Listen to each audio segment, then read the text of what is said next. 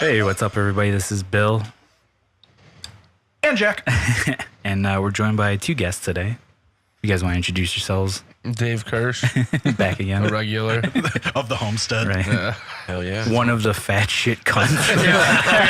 Sorry to the guy. Yeah. Sorry, Joe, he's back. It's another episode of Three Fat Shit Cunts Talk About Nothing. But we do have a first timer. We have a first timer. Guy must be Helen Keller because I'm skinny as fuck. And the show rocks. In that order. Anyway, we have a first time guest. Long time we've been talking about him. Glad to have you on for the I first tried time. to get you on before, but I'm go ahead and glad to introduce yourself. Finally get to be on here. Yeah, my name's Rudy Schultz. Awesome. And before we start, I just want to say thank you very much to Arton for being on the show last week. Mm-hmm. That was a blast. Also, some of you might be confused as to our reactions to some stuff. It was because I'm an idiot and I forgot to record the tablet. So instead of like putting all that stuff in, I was just like, fuck it. Fuck you guys. I'm just gonna release this. I think we have a clip of us laughing. Do you have a good, oh, that's a good one. God. And you gotta toe the line. Now my baby should only have eyes for me. Well, that's when my 3-second rule comes into play. You can only look for 3 seconds. Is she wearing a black belt? Yeah, it's fitting.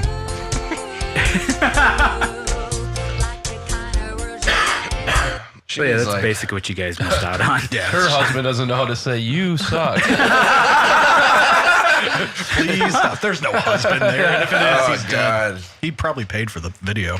Absolutely. Yeah. He's a mannequin that she keeps in the Brought to you by Real Doll. with a human face stapled onto it. Jesus Christ. So she meant like you can only look at me for 3 seconds, like before it gets creepy. Yeah, She's she's saying feel free to like take this all in, but you have 3 seconds to do it. What a oh my God. Wow. That is, I mean, talk about wanted to record this song. talk about hubris too, because it's like, man, you think people want to look at you for that long. Right. Is she hot? I can't see Oh her God, from no. here. No. She's no. She looks like a MILF. Huh? She looks like she probably You are threw looking at it upside down. She so. clearly puts a lot of time in to looking a certain way. In her 20s, she probably threw a high 90s fastball, and now she is weathered in the morn, baby. Like the glove that she once wore upon her head. Precisely. Oh man. So yeah, one of the things I wanted to talk about, for those who don't know, Rudy is the frontman to the band Thieves that I talk a lot about because I'm a huge fan. Oh, hell yeah, man. So this is like a double win. I love it. Oh, thank you. Yeah, it's great. Yeah, you guys are always a fucking blast live, which is awesome. It's just like, it's always great to get together and play shows because it's just one of those things where it's like, fuck yeah, I get to watch a sick set tonight. Like, most of the bands we get to play with are like really great, but it's like just so I feel like exceptional. you guys to come kind of in like and check jump you guys around out. all over the place with bands. It's I've seen you guys on a lot of different bills. It's been pretty good. It's one of those things where like people are like, what kind of music does your band play? And then like if they're familiar with heavy music, you can explain like, well, there's 5 of us and we don't get along about anything, so we just smash like 5 genres together, I guess. That's better than any of our aunts being like, you guys sound like Metallica, right? right. Because Then then you just like, yeah, it's just loud. I'm yelling the whole time. And they're like, oh, I get it. Yeah, that's what I would leave it at that, I tell you people, I was like, I just play loud, fast, obnoxious music. Yeah, that's there it. you go. Yeah. It's because you're a fat cunt. That's true. Oh yeah, so we were filling you in on How that. dare Rudy. you call me out on that? You're also So on this, on we're that missing our third. Shit cunt or- you're the Fat shit cunt. If yeah. anything, Good actually, Lord. you're also like the weird non-cisgendered parents' basement that we're Am I? Yeah, too. so I think What did that you say? Joe guy thought that we were doing this in, I guess, your parents' basement, because I think I mentioned, I think in the first comment I mentioned back to him was like, yeah, we do this at Dave's house. And for some reason he took that as Dave's our dad. I don't know. You're I was like, no, that's Dave. you're their parent, and also you were you are gender fluid, I believe. you're of indiscriminate sex. Yeah. Well, you must have a globe. He's a very observant fellow, that guy. He got a lot into like Nothing that gets one by him, video. you know? God, it's brilliant. Still hasn't responded, so I think he's gone. It's over. Oh now, man, until Lavisher 2 Electric Boogaloo, and then we'll see what happens from there. But You should have him on in like a phone call. If That'd be he awesome. would, I mean, I mentioned in the last week's episode, like if he wants to talk, I'm more than willing to talk to him. He doesn't 'Cause understand. I don't know where he's from. Like our guess is he is from Ohio, where Gavin's Yeah, don't let him call us. from. No, Just Skype it. because I was hoping. I want no That's third contact world with this state. sub-unit. Yeah. Have you ever been to Ohio? Yeah. What did Joakim Noah say? Ohio. No, he said nobody vacations in Cleveland. Yeah. That's not true. I'm not saying- yeah, definitely not wrong there. I'm sure there's some cool shit in Ohio, but I just No. haven't been to any of it.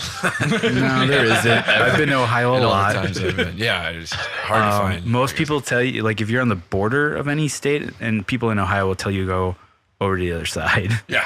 Like, that's happened a couple times. Or like The coolest anything, thing there was like- LeBron James ever.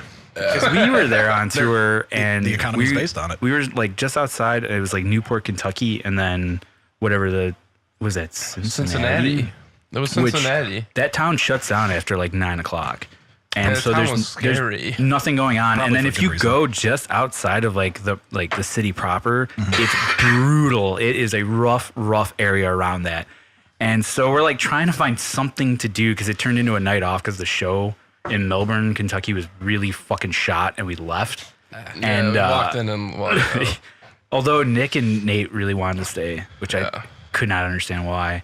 But everybody that was in Cincinnati was like, yeah, you're going to want to go back to Newport and just go like into their downtown area. It's like way nicer. And it was, yeah. There was something to just do. kicking Nice. people Yeah, out. there's That's places great. to drink at. And like, yeah, Cincinnati shuts down after. Did we eat at Hooters that night? Yeah, we ate at Hooters right on like yeah. the little like lakefront area. It was, Okay. or riverfront. It was awesome. That's yeah. on brand. Nice. But yeah, I've never been Ohio, to Hooters. rough. I've been to. Really? I've been to I had a buddy at work at a couple of jobs ago that really wanted to go to Tilted Kilt with some frequency, and I was like, whatever. There's I'd another rather have company than there's just a eat at my desk. Yeah, Twin Peaks is the Yeah. other one. I haven't now. been to Oh, that. yeah. I drove past one. And I was like, excessive. oh, is that like a reference to what's his name? Yeah.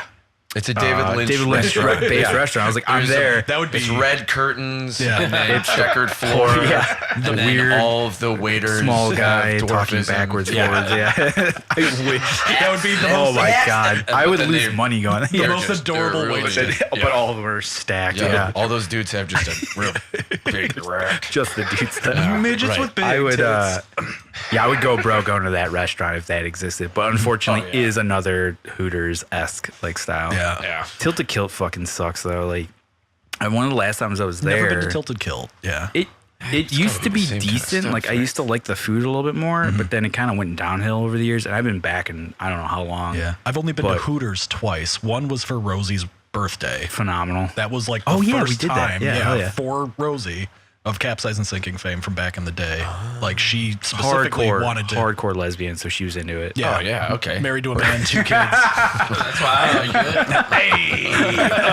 it. And then the second time I got woefully sick. Like straight up food poisoning. I went on, I went on like a lunch break at work. Totally worth I it. went back to work with my guy. Totally worth it. No, Those solid no, it is sixes not. were, yeah. Oh god, it's like, it's just those types of restaurants seem really, really antiquated now more than ever before. They gotta be Especially Yeah. Hooters is by far the worst Yeah, one. they got to be just purging. Because they money haven't at this changed point. their uniform since the Yeah, mid-'80s. and it's or gross. something. And like, just every dude with an iPhone could go into the bathroom and crank it out to something that looks better than anything. Why isn't there a that, place with like girls in thongs? Isn't that the thing now? Asses? That is, yeah. There's sexy baristas. That's a thing. Yeah, in like Seattle, like topless, topless baristas oh, and sure, like and chicks they've with got, like, pasties and shit that are doing No, that. you know, like, I know about in the 80s, it was all that about height. big boobs, so it was Hooters. Now they need gigantic ass Scooters. Yeah. Scoot your boot. Scoot your boot on over here. Get yourself some wings. Yeah, it's scat and Hooters. Oh man! Whoa! Welcome to Oh, Scooters. God. Yikes. That's not gonna work. And I've been to It's not gonna move wings, baby. It'll work for a very specific niche audience. I've been to Hooters so many times, I have like childhood memories there. That's the weirdest I really fucking thing do. about Hooters. Is like when you go there, there's families there almost every fucking time, and I don't get it. Like, Our big just thing said, is we like, would go there and we would tell the waitress like with like my friend's stepdad, he would tell the waitress that it was one of our birthdays, even though it wasn't. What And do then you we would go get, up like there a and dance with like, the girls and shit. Oh, nice. And then you get like a free dessert. Yeah, I was laid off that though. Every time. Worked every time. Yeah, I don't get the families there. It's so weird. Like the husband, wife, and the kids. I'm like, what are we doing here, guys? Like, Right. The kid likes wings. Kid really likes his wings. And the daddy likes Other wings. It's the only thing mom will let him watch. Just like that type of shit, probably. Probably, yeah. Just lecherous dads. all the moms look like me. Of indeterminate sex. Full beard. Yeah. A bunch of lady dwarves. Huge tits. Dwarfism.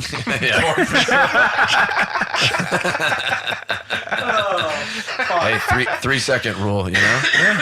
Man, I think we need to open a restaurant, guys. We got the theme picked out, Welcome to everything. Scooters. Scat and midgets. Our own customer would be Tom.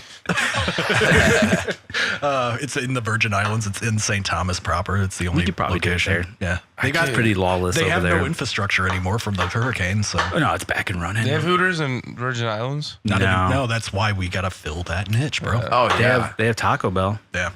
Oh, Yeah. Okay. Yeah. All the places to go down there. Yeah, they have Taco Bell, Subway.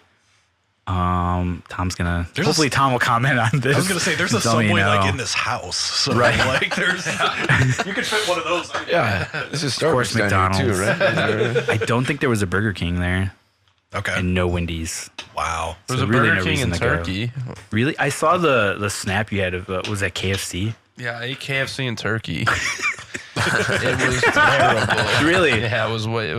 Was it noticeably different? There wasn't one, good old American black person in that whole country making some good chicken.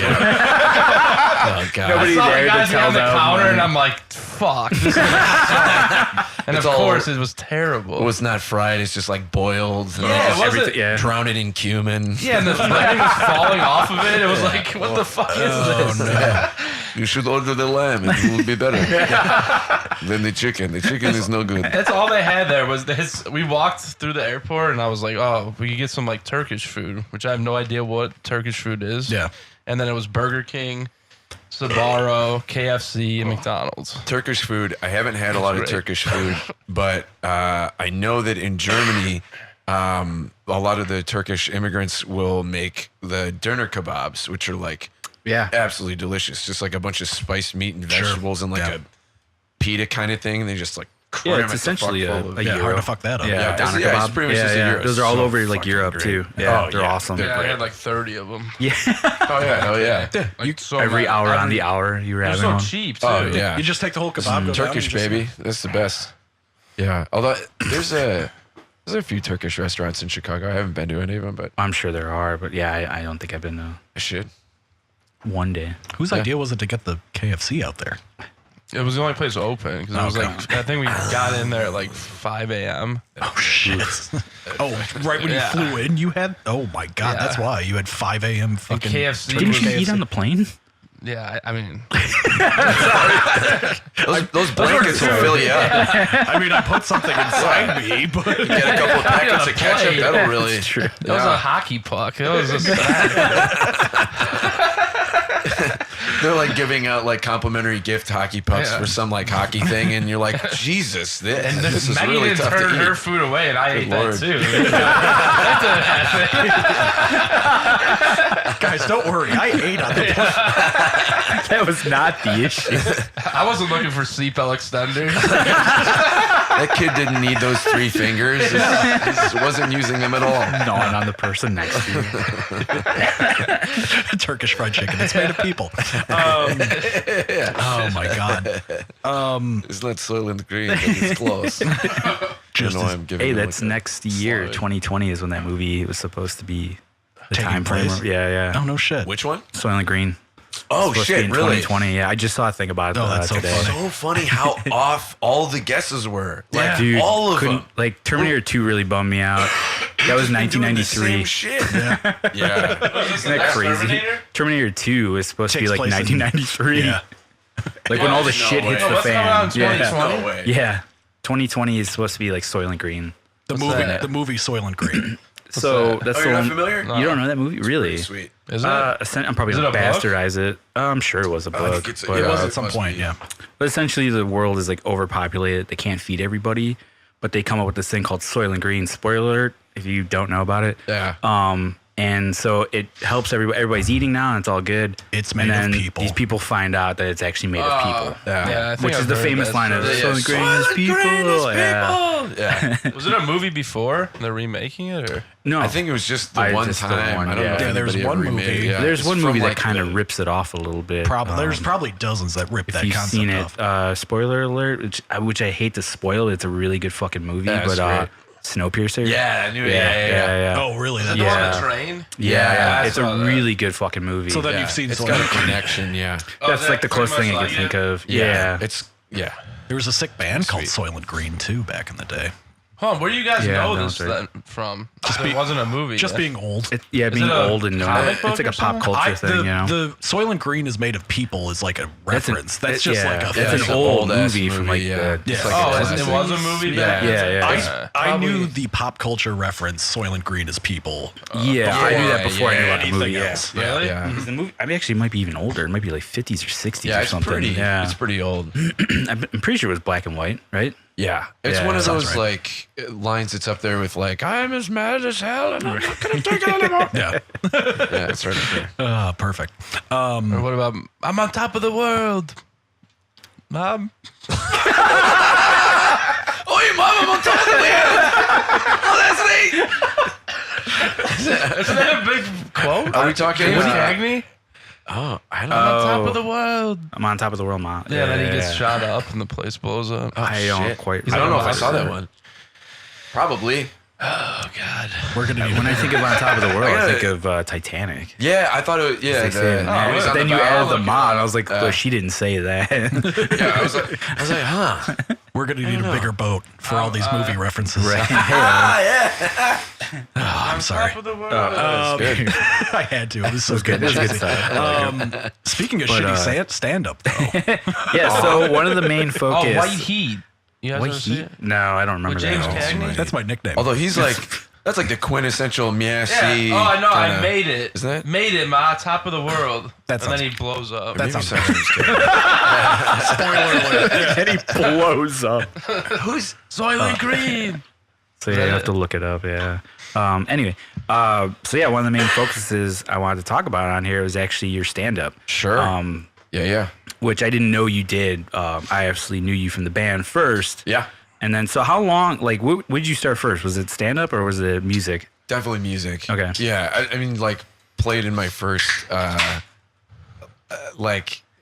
for me, tenderly shitty band. Like, I have such fond memories, and I'm still friends with, like, all those guys, but probably, like, when I was, like, 14, 15. Sure. Okay. And then another couple of, like, bad, but in their own way, decent bands. We were all there. Oh, yeah.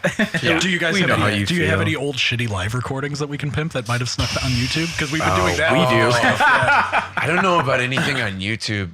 I probably have some like Sweet. old shitty recordings Yeah. like on my laptop of one or two of floating those. around. Okay, bands. yeah, because we something like discovered that. the very first video of a show, like the very Yeah, first that show I he ever did. did when Yeah. I was like Holy 16 or shit. 17 with him. That's amazing. And- That, like, and you I mean, didn't put granted, it you up don't there. like it. No, our old the guitar player. The guitar player of that band did it without, as well as like several without other our videos. fucking permission, mind you. I don't care. I know No, I you mean, do, but like, I don't. Why would you put this up there? Yeah, fundamentally, I don't I care. have a career. Believe No, me, I know that that's doesn't- no bearing. no, not at all. Fucking me in the ass here.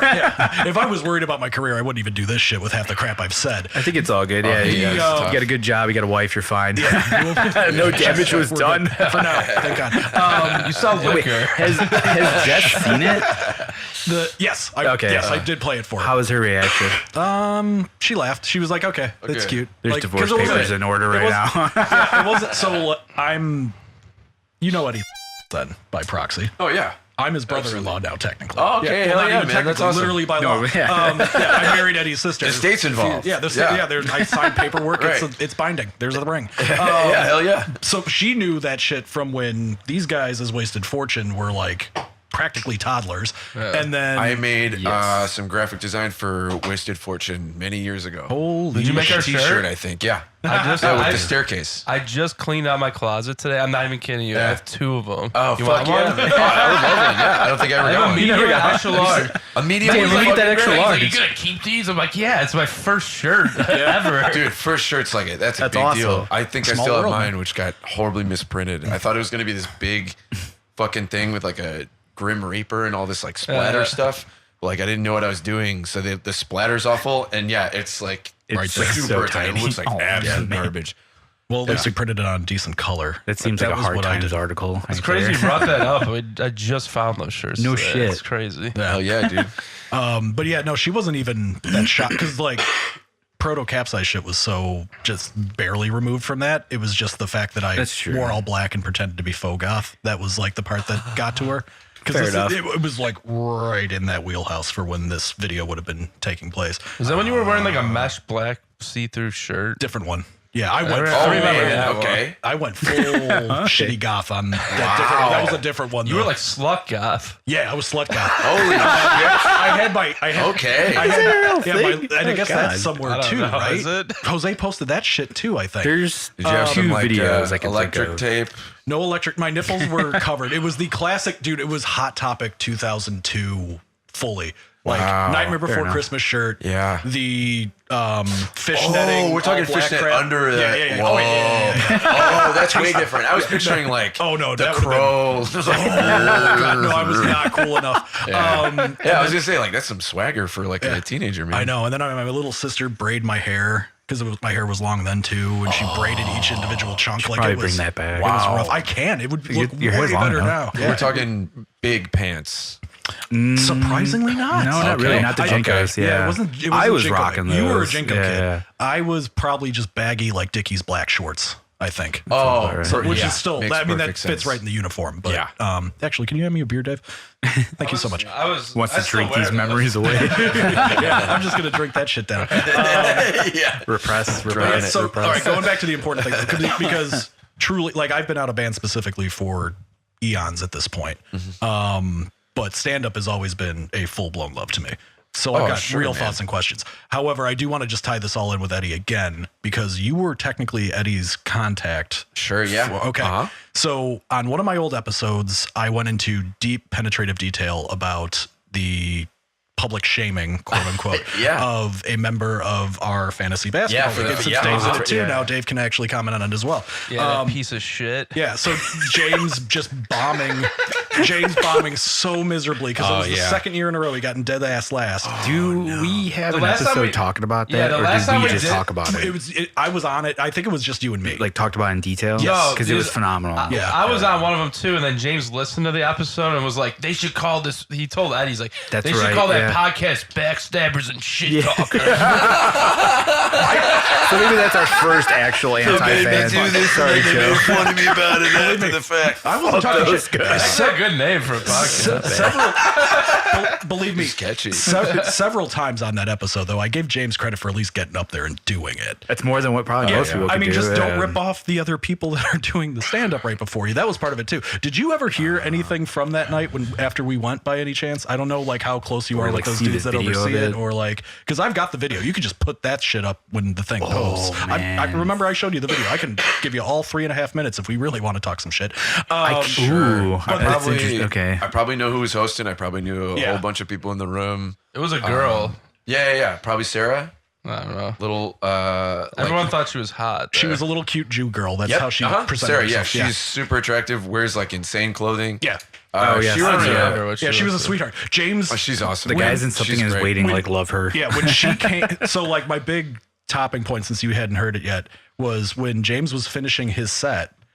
She comes up like she's kind of the human red light, letting him know like you Oh, got of like course. 30 Yeah, seconds yeah, or whatever to absolutely. like see him off and introduce the next person. Yeah. But because in between people doing their sets, she was like trying to get the crowd to keep up laughing and all that. She was like getting people shots of shit. She was like, "What do you want at the bar? What do you want at the bar?" Blah, blah, blah. James thought that she was just like a bartender and not like the host of the show. So like when she walks God. up, he goes like, "Oh, it's the girl with the beers." Oh, that's not good. Oh, you were there. She roasted the shit out. Oh, of him. yeah. Like Did the whole mistake like, one. was this your first time doing stand up? Oh, yeah, it shows all that. Like, she just nailed him. And she's like, no, I host this show. I'm not the girl getting the beers. Right. And I stopped the video by then, but in the video, you see the camera going like this because I'm Like shrinking I'm down. shrinking in my chair watching him do this. It was so and the thing, like, I respect him doing it, and I respect anybody that gets up there and does it. Of course. It is a whole, and I want to talk with you a Very lot about scary it. shit.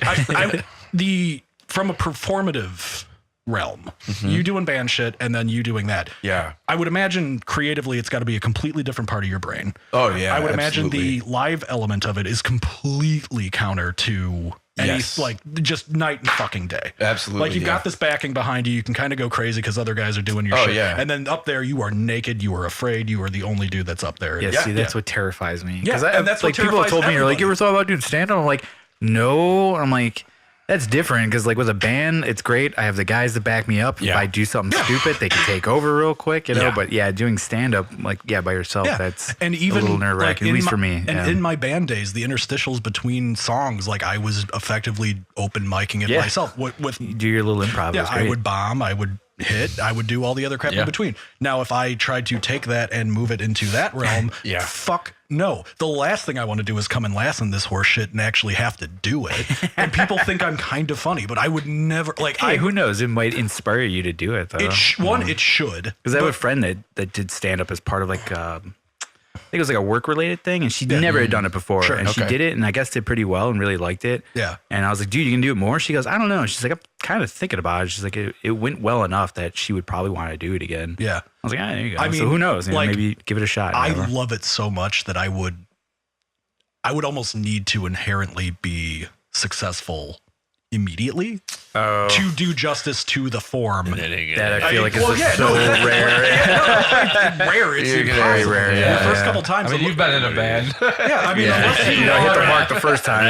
I've been in a band and I've been heckled on stage. I know how that feels. Like, it is a soul crushing. I mean, I want to know all of it from you specifically, but, like, so just to tip from that point, for you specifically, from a creative element, is there any crossover at all? Or do you find them there to be two completely separate areas of your brain? There is one thing that I forgot to mention way up top that I need to mention right now. I just want to give a shout out to Brian's born child. Oh, yeah. Yeah. Congratulations. Everett man. Watts. He's out. He's gorgeous. Down and about. Met him today. Oh, For really? the first time. Yeah. Awesome. Oh my God. He's a beautiful kid. Is he gigantic? He's a pretty big kid. He's like the floppiest kid I've ever seen. He's like doing like yoga moves. Is that like big? I mean, you always want to know the measurements. Like how many inches are we talking? 12 pounds. How much does he weigh? 12 pounds. And then how big is also the kid aside from the the hog? Yeah. How's that kid's crank? Yeah. all the important Oh my God, I questions. can see it through the onesie. It's like unreal. Yeah. Yeah. Good for him. Unlike his dad. I assume Brian's doing pretty good in this department. I don't know. I was going to say it created the baby, so at least it's something right. Yeah, there you So, go. Yeah. Anyway, you were saying. Yeah. I'd say like the main stuff that kind of seems to cross over is like a lot of, and they're still very different, but like probably a lot of like the booking type of stuff where like, I feel like the closest that I've ever felt to being in a band while I've been doing stand-up is if I have like produced a comedy show with other comedians where they're like, hey, we have this cool idea for a show, or hey, we have access to a venue, or like, hey, we don't get booked enough, so let's get more attention on ourselves. And then they want to start like a bar show. You got to like work with a group of other people then, and then you're making decisions about like booking, like who do we invite to come and be on the show? Right. And you're working with the venue and you're setting stuff up and you're like maybe loading a PA in or something like that, Sure. and getting the running order all set. So the actual logistical elements you see. Yeah. Okay. And some of like I've like literally not been plugged into like scene politics and music since like, I want to say college or something like that. Yeah. It's been a long time since I like That's a good thing, man. was present in any of that. And starts to feel like high school. It does in comedy too. which I guess is another thing. Like but the politics of it feels kind of similar, where it's like there are people that are dramatic, there are people that are really easygoing. There's like people that are just interested in like the art form and doing it in and of itself because they're passionate about it. And then there's people that like, like it, but then also, more there for like, the social aspect of it, which is like, some people really like shit on that because in Chicago, you have people that are like just trying it out. There are people that are like not sure if they want to do it for a living. There's people that are like actively pushing to make that the one thing that they make money off of, and they want to make it in like showbiz. Yeah.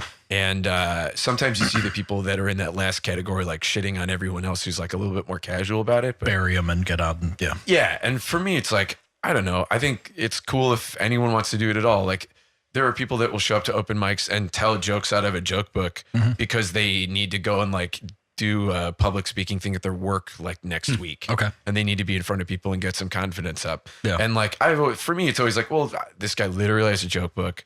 He sucks. I don't know what he's here for. But bless his dumb ass, he's trying. Yeah, right. And it also Gotta like, give that credit. Yeah. it's like 3 minutes. So big deal. Yeah. But I get when people are like, I'm going to hit 4 mics tonight and I don't have time for this motherfucker. Like I'm trying to do this for real. And it's like calm down. Yeah. I don't know.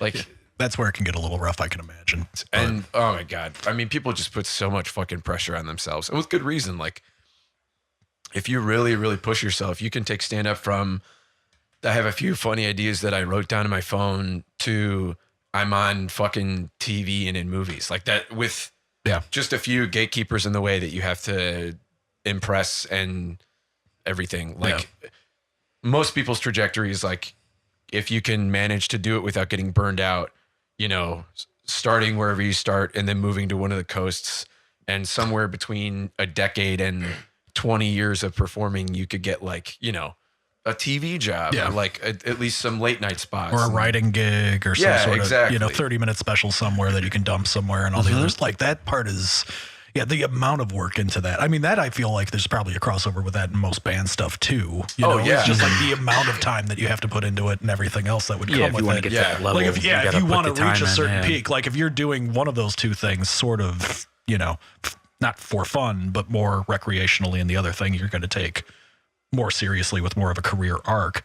But like Chicago's a perfect place to start for either of them. Oh my God. Comedy specifically. Yes, you go to the coast eventually, but like Chicago seems to be, primarily Chicago with, I would imagine, improv. Oh my God. Yeah. Far more than It's still big here. Yeah. Second City. It's the biggest. It's massive. Yeah, it's massive. Yes. Second City, IO. Stand up. You do improv again. You just like act out a scene, right? Effective. I mean, depends. It depends. Yeah. There's themes of shows. There's all this other stuff. They like play games and stuff. Yeah. For stand up proper, it seems that LA and New York are like the main two where you really want to, if you're super fucking serious. And Chicago is like the great tipping off point. Like there's classes of dude like Kumail Nanjiani, Pete Holmes, like that trek of guys all started in Chicago. Kyle Kinane, like there's a whole massive list of those dudes from that time. Matt Bronger, there's a few others. Yeah. Like they all were in Chicago and then immediately just to either side and figured it out after that. Yep. So like Chicago, Seinfeld?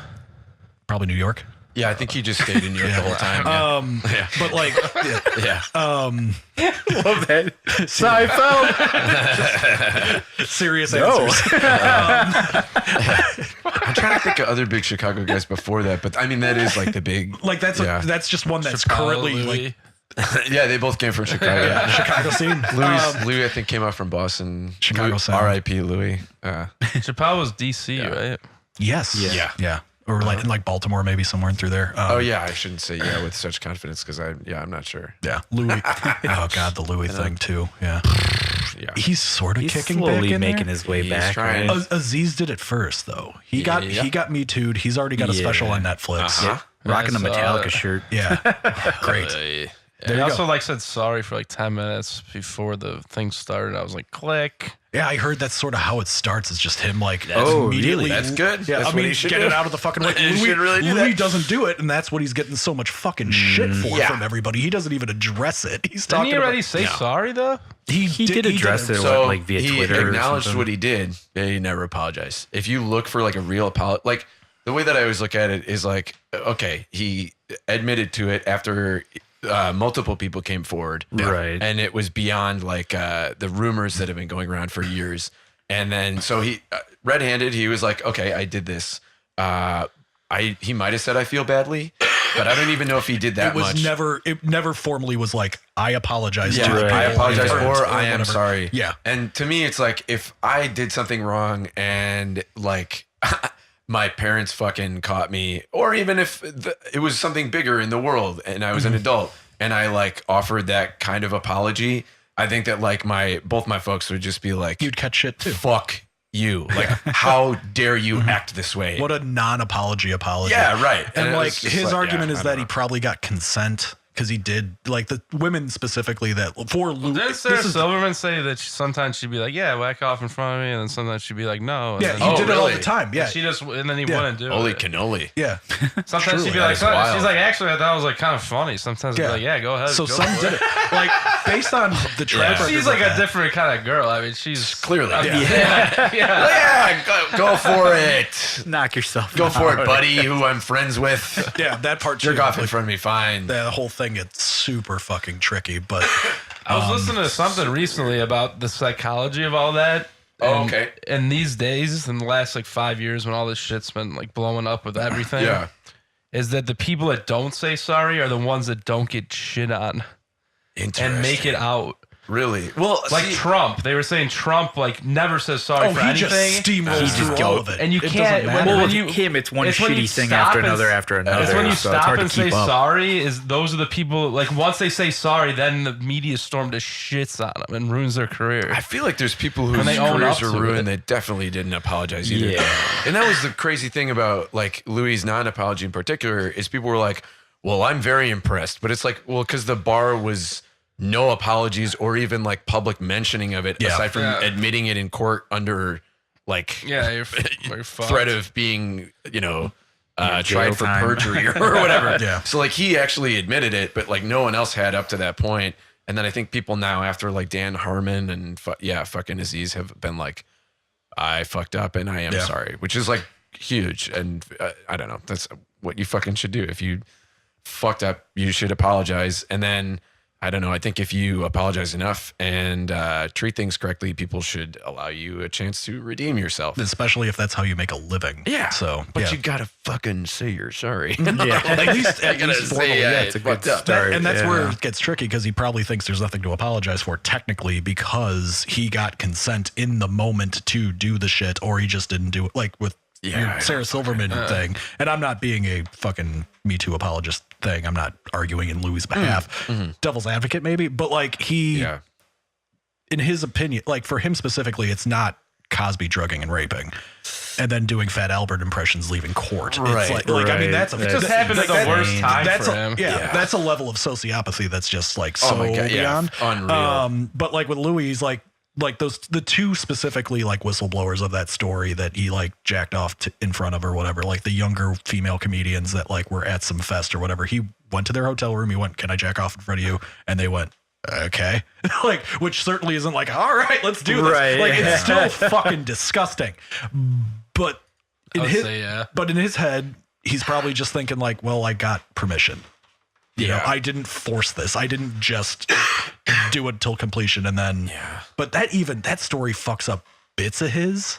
Like he's got like all of it is like I mean, we're at his he- height. You were into him at some point, correct? Oh my God. He was like my favorite guy. yeah, and now he was I just phenomenal. can't stand to So he's fucking got watch some him. random Yeah. bit where he's talking about like trying to put like an exclamation point on a like argument with somebody like at work or something, and he just goes like, "Just start jacking off," and he just does that on stage. Oh, yeah. and he does it for A real long time. And it's uncomfortably long funny time. if you Yeah, in the think bit, that he's everyone's- like an innocent fella. Yeah, but everyone's roaring laughing in the Yeah. bit because he's going for like a minute and a half and his hands out a camera and all the other shit. But it's like, no, he's literally that was his He thing. does that. Yeah, I mean, there's so much shit in there. Like he used to like whip his dick out at dinner and like try to make people laugh that way. There's so much. Like clearly, that's something that is like buried in his psyche that he like like is fixated on and like can't get away Yeah, from. people but, like, need to see my dick. Yeah, or like he needs to show it to people. But like Yeah. either way, I don't know. That's all a fucking mess, and I feel bad for him, but I also feel bad for all the people who he like put in a real weird spot. Absolutely. Like, and you know, I feel bad for his subordinates at work kids. and shit. That's Yeah. what Oh I my thought, God, right? yeah. Oh my That was like God. the first thing I thought of. Yeah. was- Yeah. you got two teenage daughters. Like, and- even though he did do bad, I was like, the media's just gonna ruin these kids' lives because they're just gonna see their dad as this guy who whips his dick out in front of chicks That and does whacks off. suck. But then also, if It's you're earned. the dad in that situation, maybe you don't do that. Right. I don't know what the fuck you do. about that. It's gross. Yeah, it's a sad thing. So What that- about Maynard? He didn't say sorry. He said, I didn't do that shit. I And know. Now he's like about to put a record out. that one seems to be brushed under the table too. Like, Yeah. it's really. It's a He was weird just one. on Joe Rogan, and, and he didn't mention he didn't acknowledge it, right? nothing. of We're it. talking the No. Tool fella. Yeah. Yeah. He was So something doing recently. with his tool that he shouldn't have been. Yeah. Yeah. Well, they said he was recently came out. They said he like, was dragging younger girls or Yeah. having guys at concerts go out in the crowd, and he would tell them what like girls poach he young liked. girls from the crowd. But I mean, to come back and that's another thing. Was like, okay, I mean, you could do that with any rock star before 2000. And Oh they were yeah, doing that. especially like some of the most famous ones. There's yeah, like that. they were all poaching women. and- Motley There was that Crue, fucking- and all those Yeah. guys Oh my were God, just yeah. like, I'll fuck her, I'll fuck. Yeah, Oh, it's yeah. And there was that, wasn't it that like a 15-year-old girl that like a bunch of like huge rock stars in like I want to say like 60s and 70s were just like drugging and passing around or something like that? Yes, I forgot It was what her really name dark. is. They like kind of kidnapped her. I don't even know if it's Jesus, kind I of. don't even- They yeah, did. who I don't was even remember that? hearing It was that. Jimmy Page. Yeah. The Led Yeah, Zeppelin. Led Zeppelin guys were fucking- involved with it. yeah. He like took her on the road with him and like and kidnapped and her. the guys from like the Rolling Stones, I want to say, it was like real dark. The shit that I was reading about, I was like, what the fuck? Yeah, where if this was 2010, Yeah, all the shit. oh, they would Yeah, would be be in all of fucking them jail. screwed, Yeah, yeah. but you know, Oh God. Yeah. He did write Stairway to Heaven though. That's true. I guess he gets one. well, He gets That's one. what his All lawyer right. says in court. Your Honor, he He's wrote like- Stairway to Heaven. he just plays it and he's like, Yeah, he's got a record player in the thing. He just plays it. All right, yeah, it doesn't even say we'll just anything. reduce it It's to a like, fine, I guess. Honor, yeah. he's in Led Zeppelin. She's who? that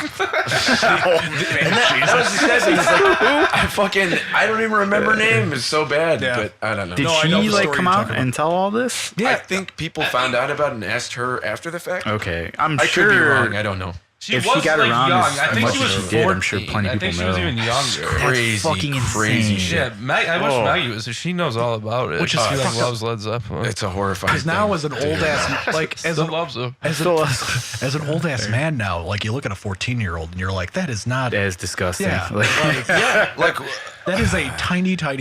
as a child, yeah. yeah. I see people that are fucking because the age is 18, and it's like I see people that are 18, and I'm like, get the Yeah. fuck Yeah, out it's of still here. like, Yeah. Like when you're 14, you feel like you're old. Yeah. And then like once I hit like 25, like now coming close to 30, I'm like, dude. Yeah. My sister's 14. I'm like, you're like a little kid. Yeah, right. Yeah, you can't fucking do anything. Yeah. Yeah, you're what? You didn't even go through puberty yet Yeah. at 14, do you? Yeah. Like Yes. she looks like my Some people sisters probably look like do. I would really hope so. young. I They're had a beard by then, children. so- They look I mean, like that's true. children. I think most people probably by age of 14 they do, but also like it's not the Middle Ages anymore. Like, Yeah. like, Yeah. that's when that shit happened. Where it'd be like, well, Yeah, because you're they died at 26, Right, so it's yeah. like we got to get this in. exactly, yeah. Like the life expectancy because of like murder and disease was that fucking young that they're like, well, you're the ripe old age of 28. We're gonna find you a 12-year-old. You're not a grandfather We're gonna yet? pass Yeah. that Yeah, legacy on. Yeah. That's why everyone that like had a beard and was in their 60s was like a wizard because they were fucking like They made it how that did, far. Yeah, it's like how did you do this? It has like, to be magic. everyone dies before this. And then everyone they knew that was dead, so they live in their own in the woods, and they're like, "Oh, that guy's crazy." And it's like, no, he's probably just lonely. Yeah. It's real sad. All his friends are dead. Yeah. Or you live Jerry in the Seinfeld palace. had a young chick too back in the day. Uh-huh. A really young Yes, chick that he yes. that was kind of scandalous. She was of age, but he was also like 40, he was much and older. she was Yeah, like she was probably like- 20. Like it was No, one I of think those she was two. younger. I think she was like Isn't that- 17. I think she was like Yeah. 17. Yeah. That's not his Oh. current wife, They right? like- Because isn't his current No, wife super young, I no, thought? They just dated for a little Okay, bit, and I okay. think it like people were really trying to like call him out on the carpet for it, and I don't think it particularly worked that well with people trying to like come after him about it because like it had been so long, and I don't think she was concerned in being like this was Oh, wrong. like, I go could be after this wrong, guy. but I think she wasn't like pressing charges or No, I think they trying were to like come forward or engaged anything or like that. something, weren't they? Or Well, his Maybe. wife now Like, is like 20 or something. That's what I Like, thought. She that was young, pretty- too, Yeah, that was yeah. a super young. So clearly he trends that way. As Right. But I think they just like went on some dates or anything. So he was like, yeah, I mean, nothing even happened that was of that much consequence. So Yeah. like, there's no story here, that kind of thing. But How the fuck are you in your 30s weird. though socializing with a 7? Like what? Exactly. Yeah, how do you run into well, these his whole people? thing was like, she didn't look 17. He's like, well, I don't know. If I walk by a pack of high schoolers now, they look at me like I'm disgusting. Oh, yeah, 'cause you're this old, decrepit there's man to them. Like Yeah, if it's I walked weird. by a pack of like I get it high all the school time. juniors Yeah, and yeah. seniors, they'd be like, look at that gross guy. Let's I call don't him want to be sir. that guy. Yeah, like- Yeah. Getting My the sisters sir are now always is the like, "How worst. old are you?" I'm like 29. They're like, "Ew." The age alone. Oh, are you just disgusts them. alive? Yeah. Yeah. They're just like, 29 sounds ancient to them. like, God. So This way. far away from them. Yeah. Jesus It's like my Christ. dad. I'm like, it happens in a blink of an eye. It truly does. yeah, it's frightening. Yeah. It's fucking August. Like, what the fuck? Yes, It you're should be zoomed. like June, I think. We have to go through a whole nother winter soon. Yeah, I am not It's coming stoked on right that. up. Yeah. Dude, It's I'm right so around the down corner, to get yeah. the fuck out of here. Like, I know why everyone flocks to LA. Why the fuck wouldn't you? Oh, A sure. lot of people in fucking- a lot of people in Arizona I from can't Chicago. take this winter anymore. I hate it. It's getting God pretty damn it. Oh, Lord. I just went to my buddy's place in Huntington Beach in Southern California, like pretty close to LA, and like he just has a pool, like, and he's like, yeah, I got a pool, and I was like, oh, okay, cool. And we get there, and it is a pool, but it's like a hotel style pool. It's like really, really, really nice, and there's palm trees everywhere. Yeah. And we got in there, And that practically comes standard. yeah, right. That's And it wasn't a big deal. It's like, yeah, it's a pool. And then like we got into it, and like there's no chlorine because they just had it like salt water. Oh, my treated. Lord. Oh, that's fucking So awesome. like you touch it and you're in there, and it just feels like you're in like liquid velvet. It was just like No shit. and it's like the perfect fucking temperature at all times. And Yeah. I got like angry. I was just like, damn it! You have access to this at all times! Like, how do we even organize this trip without you taking phone calls in this pool? Like, how do you get anything done? Yeah, exactly. How It do was you like do anything? Right. in your day? Fucking Just not living absolutely there. incredible. It was like, I got so mad. I was just sitting in there like, ah. I've never felt a pool like that. Floating Perfect from the temperature. salt to just like naturally Yeah, just that's awesome. It was levitating. just like, Come to me, awesome. Rudy. Fucking incredible. Yeah, it felt like being embraced by, some kind of sea maiden. A bunch of them. It was great. And all of them are really good at what they do. Yeah, right. Oh, man. It's incredible. We had a Yeah. pool like that in Greece, the saltwater pool. Hell Oh, really? man. Oh, yeah. At first, it got in my mouth, and I was like, "Oh, everyone's just peeing in this thing." That's salty pee. Wait, is pee salty? so I pissed Is in it it? like 15 times, and then people are like, "Oh, there's salt water." I'm like, not anymore. Well, now it's mostly me. Swimming in my essence. Yeah. Give it a little time. That'll turn into ammonia. It'll still keep it clean. I'll never be here again. Hey, Was it the whole group of you guys Holy that were shit. in that pool? Or Oh, was, yeah. Okay, so like all of your Everybody girlfriends got are it. drinking your piss. You swim in my piss. I don't know about Eddie and the other guys, but I know James was probably pissing in it. James drank your piss. But he would be a guy to pee in the pool, too. Oh, my God. Yeah. That's fair. God, it's just, You're in there, this you're is feeling water. Relaxed, yeah. Yeah, so Jesus Christ. So, okay, let's try to... Hone it back in. 'Cause I- man. well- Oh, yeah, sure. We digress. Yeah, I That mean, happens a that's- lot. yeah, digressions for everyone, apparently. the name of the show. Oh, yeah. Well, that's such an interesting name for the show because, like, I don't know, this is a nice operation here. It's very well produced. Thank you. It sounds great. It's entertaining to listen to. And I don't know about your listener base, but I would think it would be more like... I think you're looking at it. Okay. So it seems like it might be less of nothings for no one and more like some things for a small but dedicated listener base. I'll take it. Something don't for know. everyone. Yeah. Just doesn't have the same ring to it. It's mildly wordy. Yeah, it doesn't but sound as good. Yeah. Yeah. we would need a bigger Plus, board. that's already lasered in. Yeah, so did there's that no Joey guy even... it. Does he know the name of your fucking podcast? I mean, it's Like, he would promptly. actually give a shit. He put it in the comment. So, Oh yeah, he Joey, did. it's called Nothings for No One. yeah, there was so much wrong right, with yeah. that. We're not looking for criticism here, buddy. I don't think the guy looked too hard into the show. Or for the words episode. never do. Again, you're from Ohio.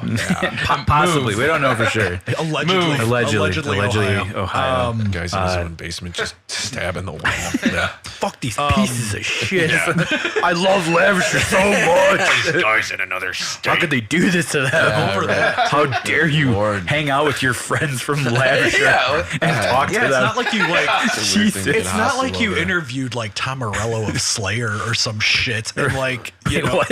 like it's Tom Morello of Slayer. Wait, I'd no, like it's to good. see it. I would love to see Yeah, Tom that would Morello. be Tom cool.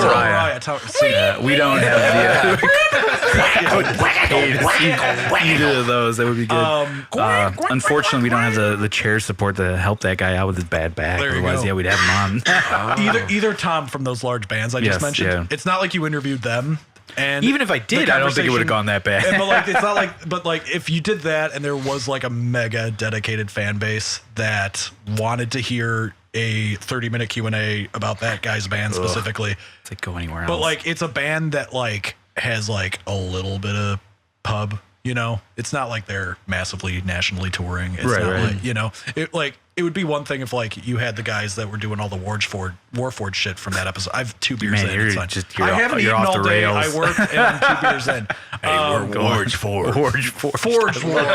Forged War. Forge Weld. Son of a bitch. But it's Hopefully, not you like guys are in Canada and you saw them. Go on. they're still going. They're apparently living in Canada now. I think by the time it's this a is great place to out, they live. should be back. Maybe I don't know. Yeah. If not, hopefully, people caught them. Go on. But even like if that episode went off the rails and you were just bullshitting the whole time, which there might have even been. There are but, like, moments in that where we get a little off topic, and Was but I mean I on that's it? no. no, that one you weren't. That was But probably it on happens, topic, you though. know. Like obviously, it happens here. But that's not the premise of the show. It's not to like It's divergent really paths. Yeah. get too hard into whatever somebody's doing. Obviously, I want to talk about it. I want people to know about it, but at the same time, it's just us having fun. You know? Yeah, I mean, The idea is the most us having a entertaining thing conversation. in anything is humor. Mm-hmm. So if you're not going off on stories and nothing, Right, then I mean, where's the fun? It's Yeah. when Best people stuff. post shit on Instagram that isn't like based towards comedy. I'm like, just stop. Just like, what are you can doing? see You know what I that. mean? Yeah. When it's brand crap. It's like you better yeah. entertain me. Don't just put like bullshit like quotes and a picture of you. I don't Oh, care. Do you the guys- sunset. Sometimes those like badly shot like skits that someone just has on their phone. Oh yeah, that they like TikTok yeah. skits. Oh, anything where it's like Jesus yeah, it's like Christ. it's like well maybe you should have posted some branded shit because this is awful. Yeah. Do you guys have Any look anyone? at your butt or whatever. Do you guys follow anyone on social media that you were like friends with at some point or was like at least chummy in some capacity that now does that weird brand shit on social media? Yeah. Okay, I do. You do. Okay. Well, at least like what's brand like. Meaning like I feel like they're trying to become an Instagram person. Yes, that's Yeah. kind of what I mean. Like, Yeah, like, try like, to if they, really like sort if of they It's Yeah. always Over. quotes, like inspirational quotes Yes. of them, like either like flexing or a picture that someone else took of them Yeah. from like Yes. behind eating. Right. or if they have an outfit, do they post the brands of the Oh, clothes yeah, and anything right. like that? Uh-huh. Okay. I don't have any. I don't know. thank God You I don't. no. You do. Do you? I don't follow too much. It's always like what's nice about the people that I know that do that is I don't know anyone who's just trying to be like a straight up like influencer where Okay. they just there's no purpose. Yeah. It's always usually guided towards one thing, but it's almost always like athletics or like fitness or health. So there's some vein to it at least. Yeah, It's which not is like just like general. nice. Okay. But So it this always guy's just still general. sucks. okay. So you've got That's pretty. Like he does work out and shit, and Yeah. like, but it's Okay. mostly just general bullshit that So I want to stab him. Strange. Yeah. Even though he's a really nice guy. yeah. So just unfollow him. yeah. And then you don't have to, I love you it. have to worry about it. Oh, yeah, I mean, It is yeah. funny. Come on. That's great. I'm a human being. It feels the. I gotta talk shit about something. Exactly. That's Yeah. fair. Okay, I get that. Then. Shit talkers and backstabbers, bro. What's our next show? Exactly. There's this girl that I dated actually briefly who Gross, but go on. exactly you. And Girls, right? we ended up following her. My wife follows her too, and both. Do of I us- know this person? Maybe. Okay. I'm not doing it here, but I'll Call when her we should out. meet it. Yeah. Call her out. By name. Do you have an address, phone number, email? So give it she all up. moved. Speaking of LA, she moved to LA. Okay. She does the like. She's like. It's the one where if you look in the bio of the page, it says like the little location pin. And it's like Oh. CHI, Arrow, NY because she went to school in New York for a second. And then like Arrow, LA because she moved to LA. Yeah, what a traveler. Yeah. Ooh, wow. Yeah. Had to let people so many know. cultures. She did all I that shit. hate And then that recently, so much, it's but go it's on. rough. She I posted, see that a lot online, like dating profiles. Yeah. I'm like, I don't care. Like, are you in Chicago or not in Chicago? Exactly. That's all we need to know. Right. Like, So now that she moved out, so like she grew up in around this area and shit. So like she grew up in Illinois. I went to high school with her. It was all that crap. So like that's how far back this goes. And she moved to California. She knows nobody out there, so she's just bored out of her mind. for work, I'm guessing. Yeah, or just to or do to it. change I the think. scenery and Based on his start a description, new I mean, life. velvet pools, like that's Right. you know, Yeah, there's Oh, that dude, too. the whole thing was just yeah. so nice. So many hot dudes out there. So too. many hot Oh dudes. my God, yeah. Hot dudes, legal weed, whatever. Yeah. Super high taxes. Oh my it's great. God. Yeah. Wildfires that are just burning the state. The fact the state will sink into the ocean. Smog alerts. It's probably it's just fucking earthquakes blowing off and getting blown, you know? There you go. Endless. shooting out and blowing. If There you're we not go. looking at a set of washboard abs, and you've got them. I do not. Just- So she You're going to posted be looking at them, baby. within the last 2 weeks. She's posted 2 separate posts. One was outfit of the day, Okay. hashtag OOTD.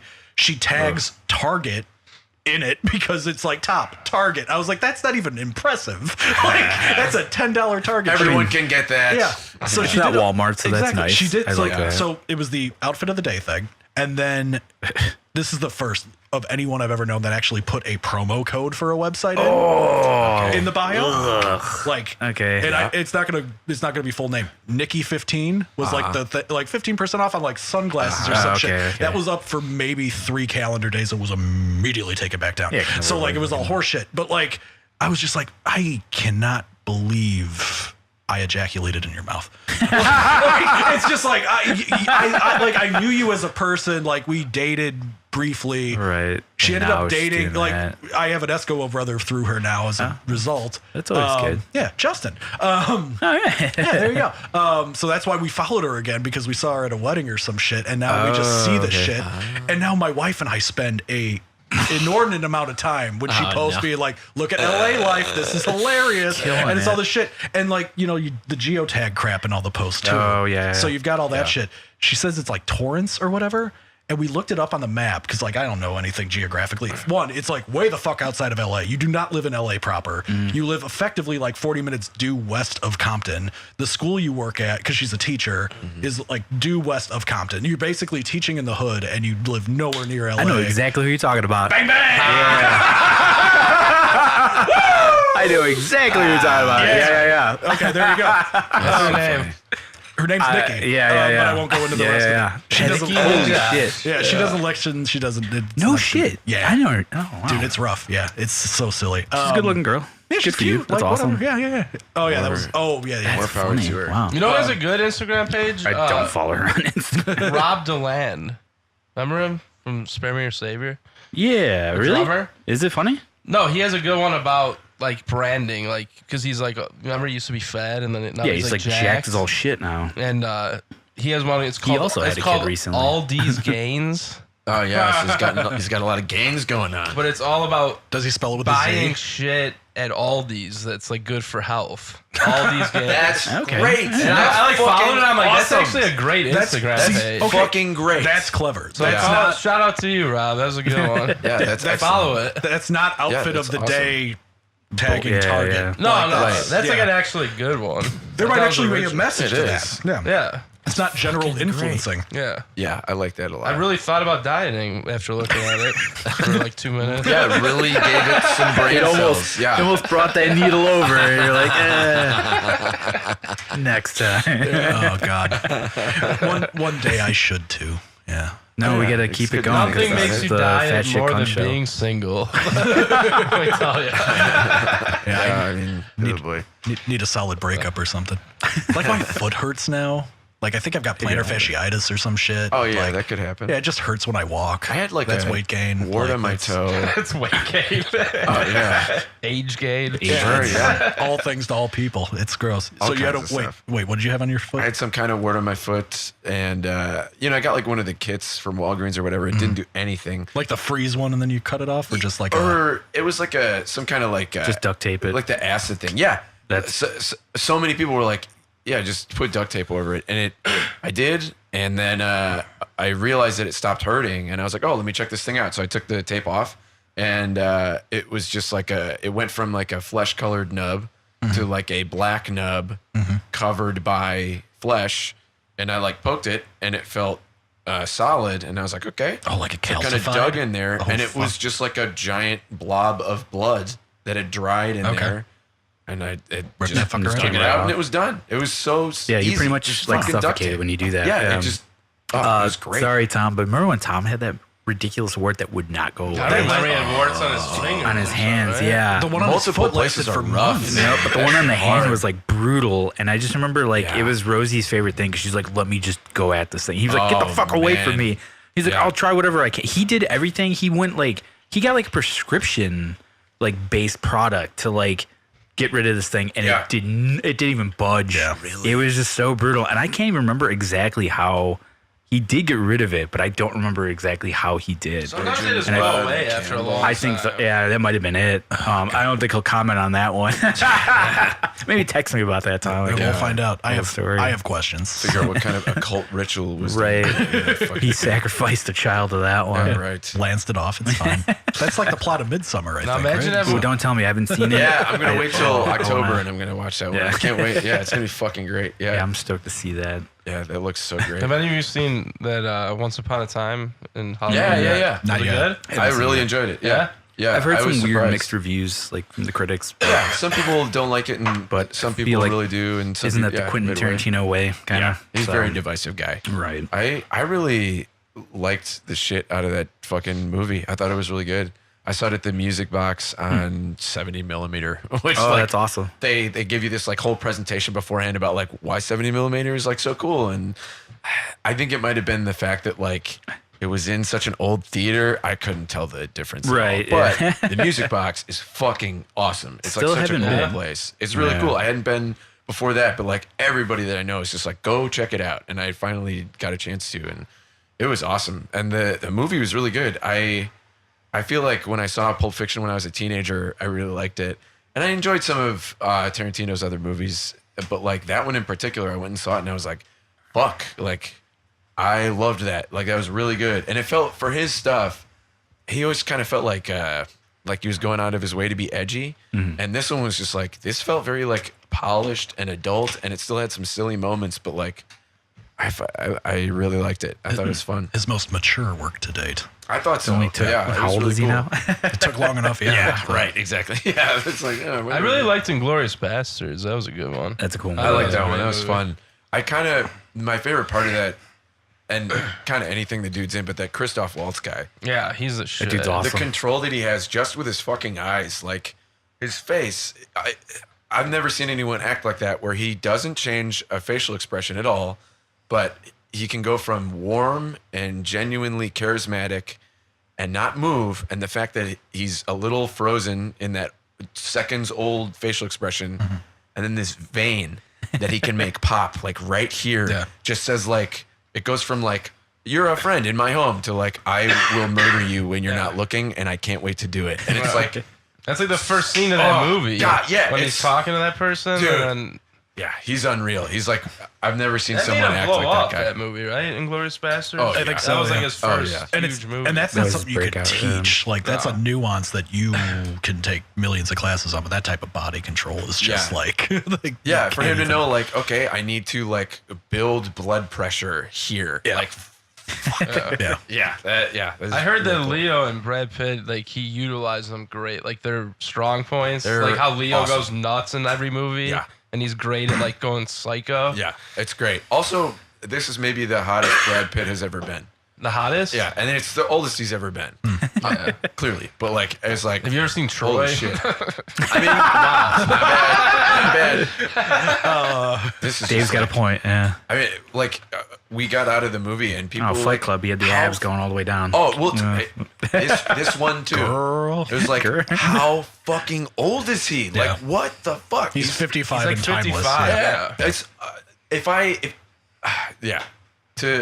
He's now old guy Hollywood handsome, which is And he's terrifying. still got the But he fucking still looks. abs. Yeah. But he's like leather That ear. is terrifying. Yeah, right, Brad yeah, Pitt's yeah. old guy Hollywood now. Yeah, he's old. Yeah. He's, He doesn't Leo look is. like any of those guys. Leo, Like, yeah, Leo's like 40 what? 43? Yeah, but he think still so. got like a baby face. Yeah, he looks like He still looks like he has baby fat on his 32, face. Yeah, yeah. like he still looks young as shit. Brad Pitt's like legit. I love when he's Hollywood like old, not like doing 55, movies though. He like, like grows his hair out and has like kind of like hair like Very, like, yours, and he's just disheveled, like- vaping. Yeah. And he's like not in shape ever, but he's still like fucking the hottest women on planet Earth. vaping is that's a real Like, downhill. and Leonardo is That's now. a TMZ's trait. like, Leonardo is now smashing Rihanna. I'm like, literally when that happened, I was like, what?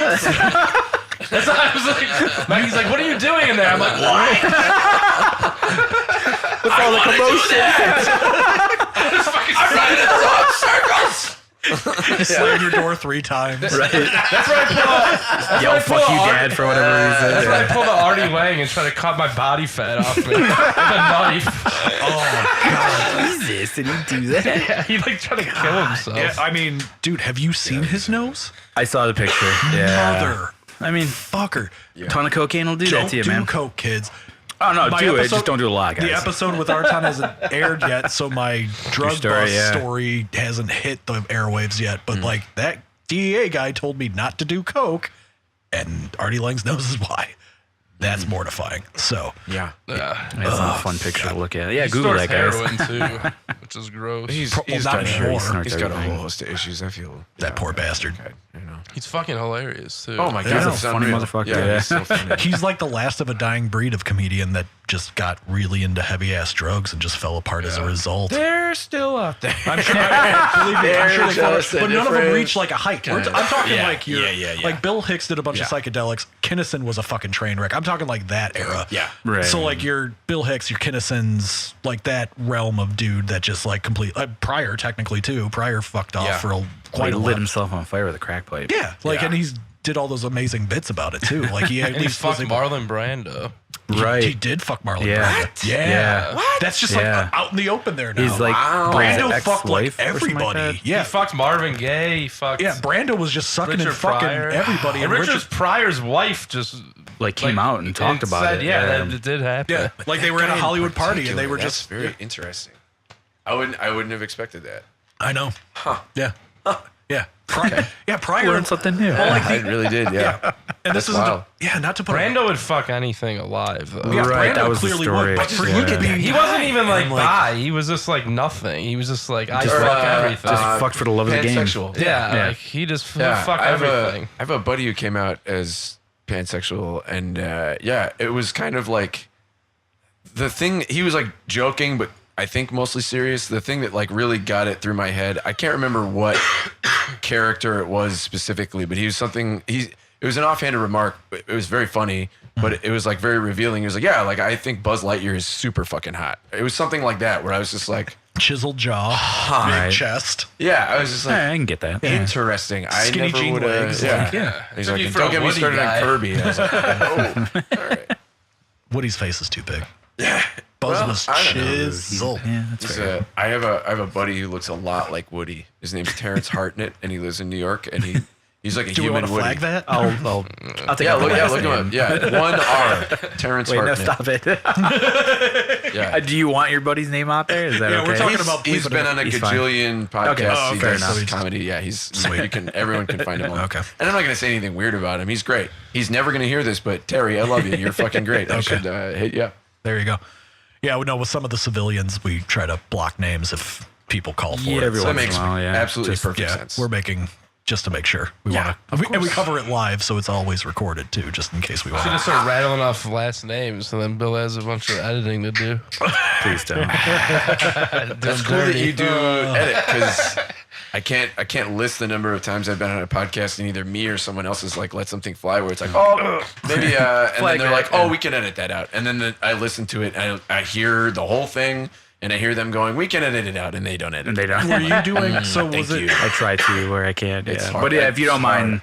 that guy's name out, then that's Yeah, fine. no, I no, can he do that. looks like Woody. He's That's very, so very funny. handsome. It's probably good for his branding, actually. So, there you go. Oh my God, yeah. Do you Hopefully Joe likes him. Go on. for other podcasts you've done? Has it been in a realm of comedy? Has it been Yeah, for all of music? Oh, for of them, comedy. Okay, specifically. So okay. Well, shit, let's just talk about music then. They have a show together. Yeah, actually, we probably should have brought that up sooner than later. October 4th Yeah, at hell yeah. Burlington. Nice. Fuck yeah. I love the Burlington. Yeah, I it's will gonna be not be great. there. No? I'm going to be on tour.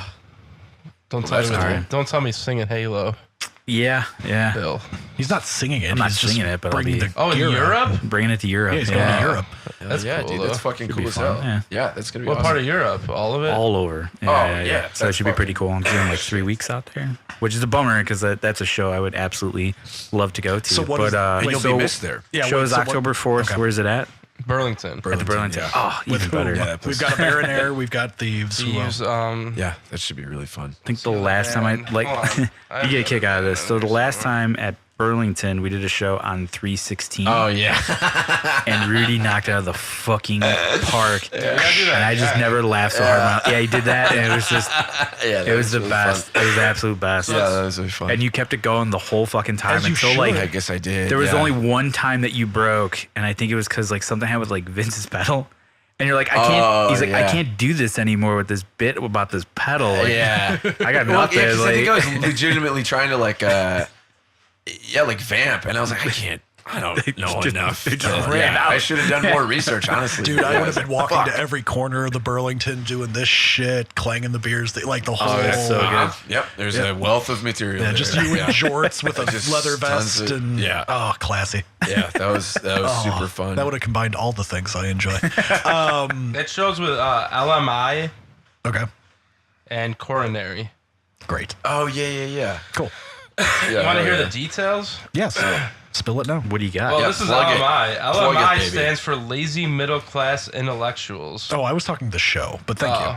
They are from Lansdale, PA, and started playing out in early 2010. Are they cute? Mixing a variety of influences real with their questions. sound. Do they LMI fuck? infuses stoner, punk, and hardcore into fast-paced riffs, Okay, now do Baronair. resulting their in a noise deepest that fears? packs an almighty punch. Oh boy, Are they Jesus? I don't know, Are but they Bible thumpers? I don't know, but you're playing with them, That's so one don't of get maybe the awkward. funniest things about any like show listing on a website or like publicity blurb for music is people that write those descriptions go way off the fucking edge of the earth with that shit into like the worst poetry I know. of all time. Like someone Like album wrote, reviews? Oh my god. my God. I can't even read them. It's all people with like journalism majors that were just like, I need to when they use get this a fucking C, thing. dude, it's like gonna do they're it. so funny and they're so bad. Someone once wrote like a article about thieves in New City, and they were like, "Thieves sounds like a firecracker going off in a garbage can." This one Why? Why would anyone listen to that? Like, stop it. That's not appealing at all. Yeah, Jesus. It's also very difficult to connect that to music. Yeah. It's one loud percussive sound, Right. and there's no rhythm to it, no pitch really. This one says That's terrible. yours is only one sentence. Thieves plays pulverizing dark hardcore. That's so they just wrote that themselves. Here's what our real one is. so is that on It's- like Burlington's website or No, well, something? it's That's on the Facebook. I can Okay. tell you word for word Who the writes two those bios fucking that we things? have ever submitted. One of them is 5. Oh, hold on. I think it's just 5-piece. I'm like trying to sort through all these inside Yeah, jokes. yeah. I think it's like 5-piece dark. I think it's just that 5-piece dark. I think is it like a 5-piece Like a dark. kiss, Yeah, yeah, like the okay. chicken. Gotcha. Yeah. But then the other one is just steampunk dubstep rave, and that's it.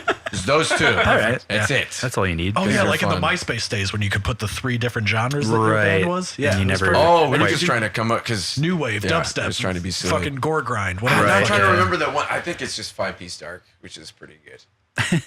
I do it like still, that. It still works. I mean, I've seen that quite a bit with, I wanted to call them Forged War again, but Warforged shit, because they would post it on their social media crap all the time, like all the blog posts and everything describing their band as like Black and Death Grind or whatever the fuck. And they're just Yeah. like making fun of all Black of it. and It's just chicken kinda- Yeah, and it's just sandwich. Yeah. guys like taking liberties and just attributing whatever fucking sound they can. And I know they did it with Immortal Bird too, because every write-up was just like, they're a black metal band. They're a black metal band. And even they, I think, are like, we're not a black metal band. yeah. But they're like black and thrash. They usually blah, get blah, that like- tag yeah. black It's and just a white. hot there. thing right now is black metal. Yeah. So if you sound any remotely like it, Apparently, take yeah. it happens to us with sludge and doom. Sure. You guys get Doom Band probably a Yeah, lot, all right? the time. Pretty I- frequently, yeah. Which I honestly don't like. I've never like really listened to doom music. Right. Like so when they first started saying that, I'm like, maybe I should start.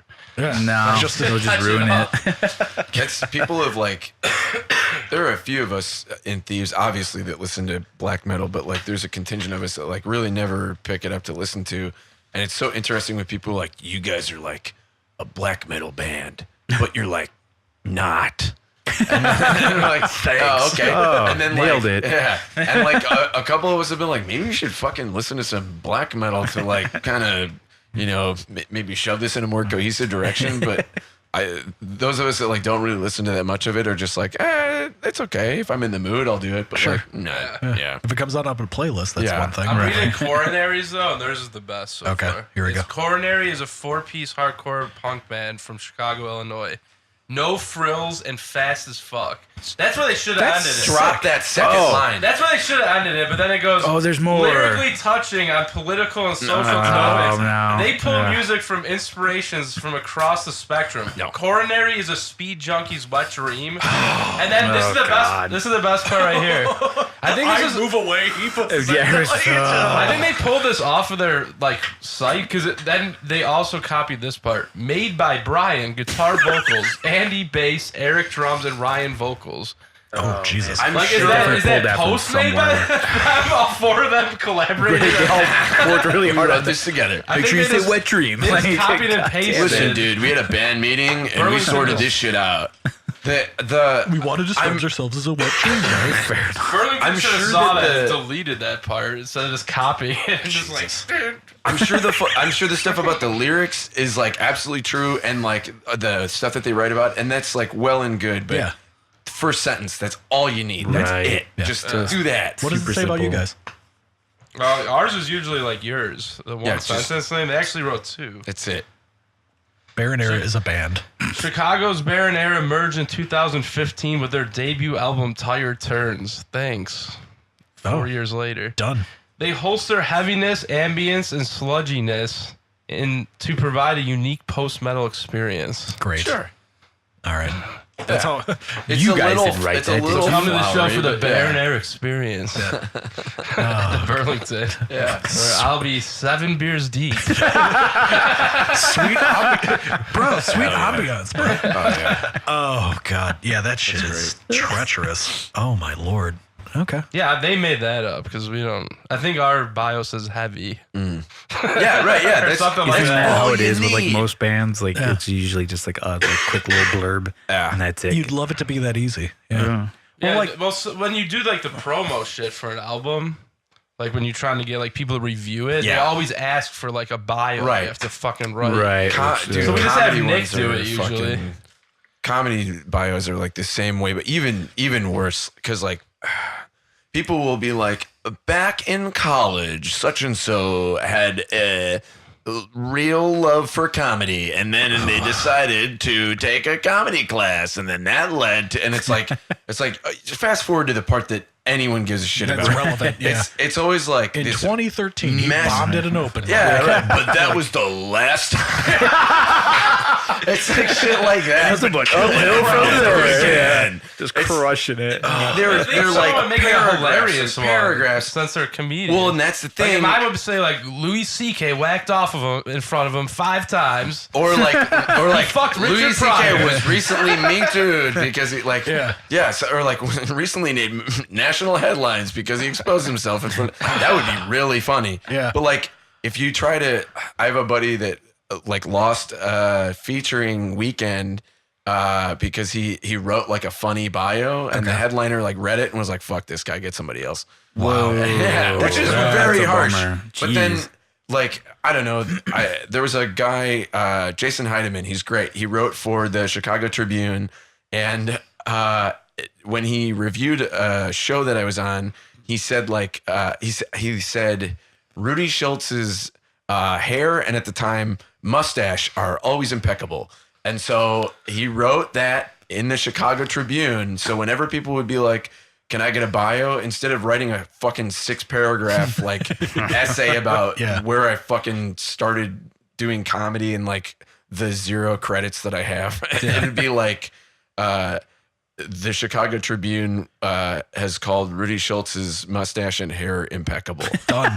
Yeah. I think that's a fun, That's just so like, funny. And then you go up there without a mustache now, and it's perfect. there you go. Yeah. Which is real fun. Yeah. And also no one fucking reads those. And Yeah. like, I mean, the thing that people are always listening for, and it's kind of sometimes a bad idea to tell them, is like, this guy's been on Comedy Central and HBO and blah, blah, blah, blah. Because immediately dropping all the credits. And, which is like what you want to draw people in as a host. But then at the same time, like if you're the person that's going up on stage and you didn't ask for them to say that, some people are like, tell them that because I want them to be in that mindset. know that I'm a professional. Or Yeah, some right. shit. Yeah, but then some people are like, don't tell them that because they're going to be like, okay, prove it. Yeah. Okay. Yeah. Set Okay. some high insane See you expectations. live now. Yeah, And yeah. it's like, That would be like any band being like, they opened for this guy, this guy, this guy, this guy, this guy. Right. Like, Like oh, throwing they're that actually out there. legit. Yeah. Oh. well, the listing a fucking shitload of people you open for in your bio. I mean, people are just trying to like get any clout that they can. Sure. And it's Yeah. always like open for blah, blah, blah, and blah, blah, blah, blah, and blah, blah, And blah, if you're blah, blah, blah, and if you're not in the know, and somebody's like, yeah, I featured for this guy, this guy, this guy, this guy, this guy. People that aren't really in the know probably are just like, oh, they probably fucking hang out. Like they've got each other's numbers. They talk all the time. Yeah. Like they're boys. Like, oh yeah, like this guy featured for, I'm just throwing a name out there again, like Kyle Kinane. This guy opened for Kyle Kinane. Oh, they must be like buddies. Every time he's in town, they at least hit each other up. Right. And that's not the fucking case. It would be like, oh yeah, we opened for fucking Slayer, or where'd you get we the Slayer? weren't allowed to talk to them. We had to sell make tickets eye to play contact, at yeah. Eagles Ballroom. Yeah, thank you. Yeah, Yeah, like right, not yeah. putting, like not. It wasn't like a bringer show where you have to There was a open for band, somebody. I Like think, it's just like years ago that put like they played one of those shows. What was that? pay to play. Like Sounds of the Underground. Yeah. Where they had to pay to play. Oh, Sure. And I think they And it was like listed in their after bio. party They or listed whatever. all those bands as bands they opened for, and it was Man. all from that one show because it was Yeah. Sounds Oh of the my Underground. God. So like, what's the we've opened for? You know, yeah. That's as a I good lay one down, shot. I'm like, like, oh there my you go. God. Yeah. They're technically not lying. Yeah. Sometimes when people pull that stuff in stand-up specifically, like if you weren't booked by the Laugh Factory to do the Laugh Factory, but an independent show that like is a part of the Laugh Factory, like not, hey, I'm a Laugh Factory booker, I'm booking you, but like a different show that happens there on Thursday nights was like, hey, come do the show. By the way, we're at the Laugh Factory. Asks you to like work there. It's not as like strict anymore, but if you put like, you know, Played a it. club on Yeah. your resume that like you weren't officially passed at, a lot of the Right. time, especially in the past, they'd call you up and be like, you gotta stop telling people I mean, that. 'cause I could totally see. I mean, like if if you not- say like I played at the fucking Comedy Store in New York, like that's hallowed ground. Yeah. Like you can't like Right. Yeah, Jesus exactly. Christ. And I don't even, they probably would be like, they probably wouldn't let anyone do anything there that's not like passed. Sure. Yeah, yeah. But like, yeah, it would just be so funny if like Slayer called someone up, like, you didn't really open for us. Like, you can't. Yeah, like they took telling people took the time to be like, please telling never. me. Yeah. Cease and desist sent Yeah, right it's away. just crazy God, that like, yeah, the first time that I heard about that happening, I was like, whoa, okay, I guess I'll be careful then. Yeah, the balls to With do my it. comedy resume. Jesus Christ. Well, okay, so I'm trying to even. The other thing too, Yeah.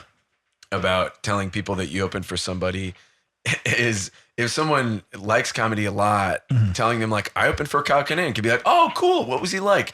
But then other people would be like, Kyle who? Yeah. Oh, yeah. Well, there's that too. What? Yeah. And I mean, he's gigantic, but to people that like comedy, Gigantic like us. Yeah, right. You Like, go to the follows fucking it, yeah. Target and like, hey, do you know who Kyle Kinane is? Like, Yeah. maybe not. They've definitely heard his ass because he's the voice of Comedy Central commercials and 100%. shit. But like Yes. they know his voice. Is But, he? yeah. Yeah, Any of those? He does the commercials. Any of those Yeah. sound drops and shit. That's Kinane. I never Like, watched Comedy and he Central, has but like that's a- hysterical. Good I for don't even know him. what he looks like. I probably would if I saw bald him. dude. Yeah, you Beard. could look up a He's picture. bald? Yeah, you, Yeah. I'm just using him as a general example. Yeah. But like, yeah. He's got If a you nice haven't checked beard him out, these check him days. out. He's really looking fucking good. funny. Yeah, he's a funny motherfucker. Doing more Like, biking these kinda days. I looks follow like him a on Instagram. He does. Yeah, he would like have if fit yeah. right in. He would have been then, perfect yeah. for that. Yeah. If you gave Good him little like apron, a you know? like a one of those like The linen leather, shirts with the yeah. laced thing and Nice then the leather leather apron, so he doesn't burn 100%. himself. Yeah. Yeah, right. That would he would. Yeah. Oh, that's so funny. Dave, you'd appreciate him. He has gout, so you guys would. Does he have relate to gout? it. Yeah, he does. He has a good bit about it. Yeah. Oh, okay. You got gout? I had gout. Oh, I'm before. glad- I'm I glad had it was had. twice. It sucked. It's I mean, it extremely might painful, come right? back. They can. It always comes back. Surprised with all the Euro eating that it didn't come back, so that's good. I was popping ibuprofen like it was fucking Skittles, dude. Oh my Yeah. god. I had like Which is also terrible for you. Yeah, that destroys your liver. While doesn't it? drinking, Yeah, there you go. Jesus. Okay. I put myself in the liver. I put myself in the donor list already. I don't even have liver failure yet. Get ahead of it. That's good. Well, Can't be too careful. I know people. Get friends. I had like a eustachian tube thing where like I don't think it was draining, so it was causing all this pressure in my inner ear. It felt like someone had a little needle in there and they were just like pressing it in. And yeah, I was just like fucking taking ibuprofen all the time. And I like asked some people that like, you know, work at the hospital, like, how many can I take? And they were like, oh, like 8 a day. And then like I was like, yeah, but like they always tell you to not take more than like 3 or 4 And Yeah. span like, them out you over. can take like 8 a day. You'll get some liver damage, but like, Oh, so okay. don't take it. Yeah. a day. Another Yeah. part of you will Right. hurt, Yeah, but this yeah. part won't hurt. Yeah, and right. That's what counts. So you're gonna Your liver do permanent regenerates. damage here, but like you won't feel as much pain. I was like, yes, okay. They so cause take like 6. strokes too. Ibuprofen Ibuprofen? when you take that much. Phenomenal. Jeez. Can't wait. I was listening Wait. to I was listening to a Rogan where he had like a health guy on, and it was like all about ibuprofen and how terrible it is for you. Great. It's Yeah, like one of all the those worst are, things like, to pretty take for nasty. you. Yeah, acetaminophen and ibuprofen are pretty nasty. Yeah. I understand. Like he had a friend that like was a runner, and he was taking like 800 milligrams twice a day, like every day, Yeah. and he still was in pain. And then he found out that he went to the doctor and shit after Joe Rogan sent him an article about how He was having like liver failure. Yeah, I heard that one. and Yeah. how so that's- ibuprofen like is terrible for you. And he Yeah. found out that really the pain was from him taking the so much ibuprofen. ibuprofen because it was killing his gut biome. Oh, yeah, and then he yeah, had like right. all yeah. this pain throughout his body. Yeah. Oh, fuck that. So just take Vicodin, kids. Take Vicodin like a man. adult. Yeah. Oh, shit. Any takeaway from this? Oh, God. Without going and having you go through your comedy resume. Yeah, You sure. said you started bands at like 14-ish, give or take. Yeah, like 14, 15. You're how old now, and when did you start actually, like, when was your first like stand-up experience, like getting up in front of somebody? Yeah, sure. I'm 31, Okay. and back in 2013, I did my first open mic. It was the Mic with No Name at the Hidden Shamrock, out on, I think it's on Diversey, Okay. out in, I think, Lakeview. And I who- don't think it's Lincoln Park. And who would you have been ripping off at the time? So that was And, the and thing. like that's an earnest question because like Sure, it's when not you're that like- young you and haven't starting you out, haven't yeah. developed a voice yet. You have guys that you're influenced by, I would assume, and then you're going into it. Like, So that's the thing is like I was not good enough at thinking about jokes or even breaking other people's jokes down in a way where I could imitate the people that I was influenced by Okay. in a good way. Okay. So I think someone that would have seen me early on would have been like, this is just a hodgepodge of like messy, very energetic, bad stand-up. Okay. But the thing that always served me really well is like, even as like a kid, is like I've always been able to like impersonate people to a certain extent. Like I'm not like a master impression guy, but like Yeah. I've always been able to do like silly voices. And that was pretty much the way that I would always make my friends laugh growing up. And that was usually how I would structure bits. And when I started out, it was like, oh, I know how to do this voice. So how can I shoehorn that into like a setup punchline premise? And sometimes the punchline would just be me doing the voice, and the setup was very weak and very transparent and very bad. Okay.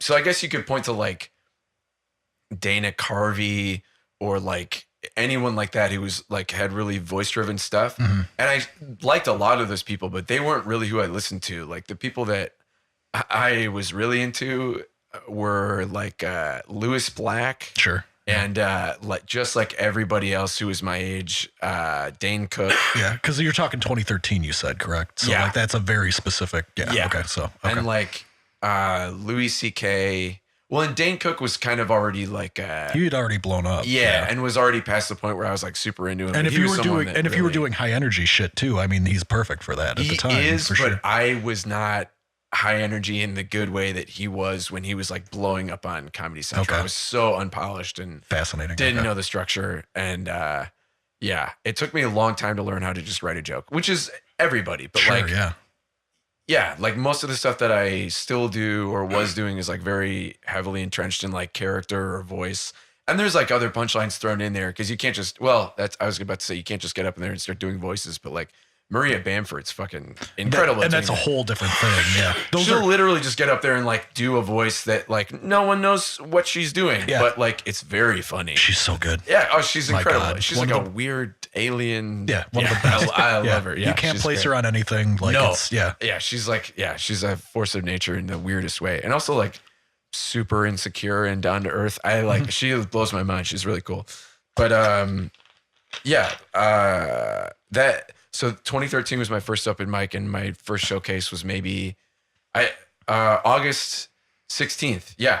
So in a few days, it'll be my 6-year anniversary. Happy anniversary. Happy anniversary. And it took from August to December for me to get my first showcase. And then, I've always been very lucky in that people have wanted me to keep doing showcases from the time that I started. And that's always the thing, is like an open mic sucks and is brutal. Yeah. Terrible place to be. But for networking purposes and everything else too. Yeah, I mean, necessary. Yeah. Right. You go and do your 2 shitty jokes that you're working on, and then your good one that you hope people see. And if people like it, they ask you to do shows. But that's the whole thing, is you always want to do showcases because it's where the real audiences are, and it's where you get to do like longer stretches of time. Yeah. And anything to be seen, I could imagine, would be. Because that open mic for James that we're talking about, like from Dave's perspective too, like we slogged through, before we got to James, we slogged through like 20 people. Yeah. And maybe like 2 of them, like there were a few that were like completely just shit bombing and had no idea and lost their mind, which is fine. Oh, of course. But there were 1 or 2, and I couldn't put a name to it. There was one guy in particular, Dave. That shit his pants up there? Well, one guy shit his pants, but I'm talking in the opposite direction. Especially Coles. There was one guy that fucking murdered it. Yeah, just a 5 minutes of solid shit. It's probably a guy you've seen a bunch now at this point. I couldn't tell you his name. I forgot that completely. Sure. There was one guy in particular though that just went up there with confidence of somebody that's done it before, and it's like that one guy just shining so beacon bright above everything else. And it was just so like, so I could imagine for those purposes too, like you kind of have to slog through it. But if you're one of the good ones, then you're going to get recognized at least a little bit based off of that. Because if people are sitting there and they're slogging through a bunch of stuff where it's like pretty fucking rough, to be the one that's polished and has their shit together, it's got to be phenomenal exposure, at least in the moment. It's great. That's something that like was so interesting to me when I started, is from when I started to about maybe 4 years in, I always felt like I'm this underclassman. I don't exactly know what I'm doing. I'm trying very hard. People think I'm funny and I get laughs, but like, I'm not where these people are. And there's a difference between being like the funny guy in the group and then actually being professional. Oh, absolutely. And sometimes people that are way funnier than any comedian ever suck on stage. Yeah. It's crazy. It's like, this is a funny person. This is someone who makes money off of being funny. And I would much rather be around this guy, and he would bomb and he would do great. Yeah. It's like, it's a completely weird skill set that does have to do with being funny. But like, some of the funniest, mind-bendingly funniest people I've ever met in my entire life, like, didn't encounter great success on stage. But then that's something that was really interesting, is like in that first 4 years that I was doing it, I just felt very much like I was really still figuring it out. And then a bunch of people moved, and some got really successful and famous, and then others just kind of burned out or stopped doing it or moved back home or back to Chicago or wherever, which like I completely understand because it's fucking rough out there. Yeah, the world eats you alive out there, and yeah, it's nasty. But like I had like a period where like I wasn't going to open mics as much, and I was kind of like slacking on comedy in general. And then I had like maybe a year or a period of like 9 months where I was like, I'm going to do mics as often as I can and get back into it. And there was this fresh crop of new people that I'd never seen before. And all of my friends that were more established that were like where I was at, suddenly it was like, oh, I'm like 5 years in. I know what I'm doing. Yeah. When I talk into the microphone, people shut up. When I deliver a punchline, they laugh. And like, there are all these new people that are legitimately sometimes asking for advice or talking to you as if you have more experience than they do, because you do. And it was like, oh shit, like I went from feeling like I'm still trying to figure this thing out to like I had maybe a few months where I was less plugged in, and then I went back into it and I was like, oh fuck, like I'm not a vet. I'm not like fucking super successful or famous, but I was like, oh, like I know what I'm doing. And it's like very obvious. And it's by contrast. And it's awesome that little reset actually did something for that too. Because all the comedy shit you hear, like from the big stand-ups, they say like, oh yeah, if I don't do stand-up for a week, all of a sudden I feel like I'm completely lost. And that's true too. You can get super rusty super quick. See, and that's something where I think again, I'll let you guys speak on that too, but like you guys can go probably a week without doing anything musically and still be able to pick it up and play those riffs, and it's fine. Oh yeah. Like it becomes like muscle memory almost. Well, I guess it's a little. It really depends. Yeah. Okay, I've got one saying, but this is the vocalist too. Yeah, so it's like the actual instrumentation. All the like fucking words. All I have to do is all I have to do is remember what I wrote and yell. So. Karaoke. Yeah. If you don't practice for 2 weeks, it's like noticeable. Yeah, that's rough. So maybe I'm speaking out of turn then, but like I recently like got back into just like working on guitar, like because I like Roman Ring hasn't been playing at all. And with something is waiting, what's up? They're the band that keeps your chops right. up. They really are, and something waiting isn't. And so I noticed, like, oh no, I can't play these riffs as well as I could before. Okay, I need to get this back up to where we were. Yeah. And even like going over some of the capsize stuff, I was like, I can't play this right now because I haven't concentrated on that style. That's been so long removed. I can't play Wasted Fortune. Physically, it's rough. Really? So it's, some of the riffs I have to way keep too it fast, going in some capacity. So every day I do pick up a guitar just to make sure. All right, I so don't this get is back on this side of the rusty. table and that side of the table conversation. That is one thing that like. You ever guys listened to Amp before? Your vocalists, no, they haven't. I always try to like. I've never been. I mean, I hate fucking doing merch shit. So I always try to not be over by that fucking table. Do the lifting, When like it's time to load out, I'm like, what can I help with? Or sometimes I'm just like exhausted or feeling nauseous or not in the mood. So I'm like, I'm just gonna go breathe outside for a few minutes. But I think I pulled my weight back in the day. Yeah. I always try to lift shit. Yeah. I wasn't that much of a monster. No, you were good. Yeah. The thing that I noticed about aggressive music in particular as a vocalist is like, yeah, I remember all the words and I have the muscle memory of the parts and the way that they should sound. But like, if I'm not keeping up regularly, my voice is like not going to go the distance. Well, I'm totally fucked there. So it should be noted, like we're bandying about the idea of a one night only capsize and sinking reunion. Yeah. So the ball on that is actually moving right now. Really? Believe it or not. Yeah. Things are happening. Wow. One night only. Which is kind of funny. And I had Ari in my head last week. There you go. And I haven't done anything of that ilk. What, in 10 years? In close, literally almost a decade. Well, Which is insane. A lot of the old members haven't done it. Music. Al, Tom, me, we're Al, all Tom, fucked. and as far as I know, Mike maybe still playing. I don't know. But he doesn't exist. Are you guys gonna contact him? We've tried. I mean, I haven't tried that hard. I just hit him up on Facebook, and that was the last time I got a message from him. Was through Mike's Facebook. in California, and so he's in the Velvet Pool too. Tom's in St. Thomas. I don't know if he has the same cell. I'll have to try. I think it's gonna be easier to get Tom in than Mike.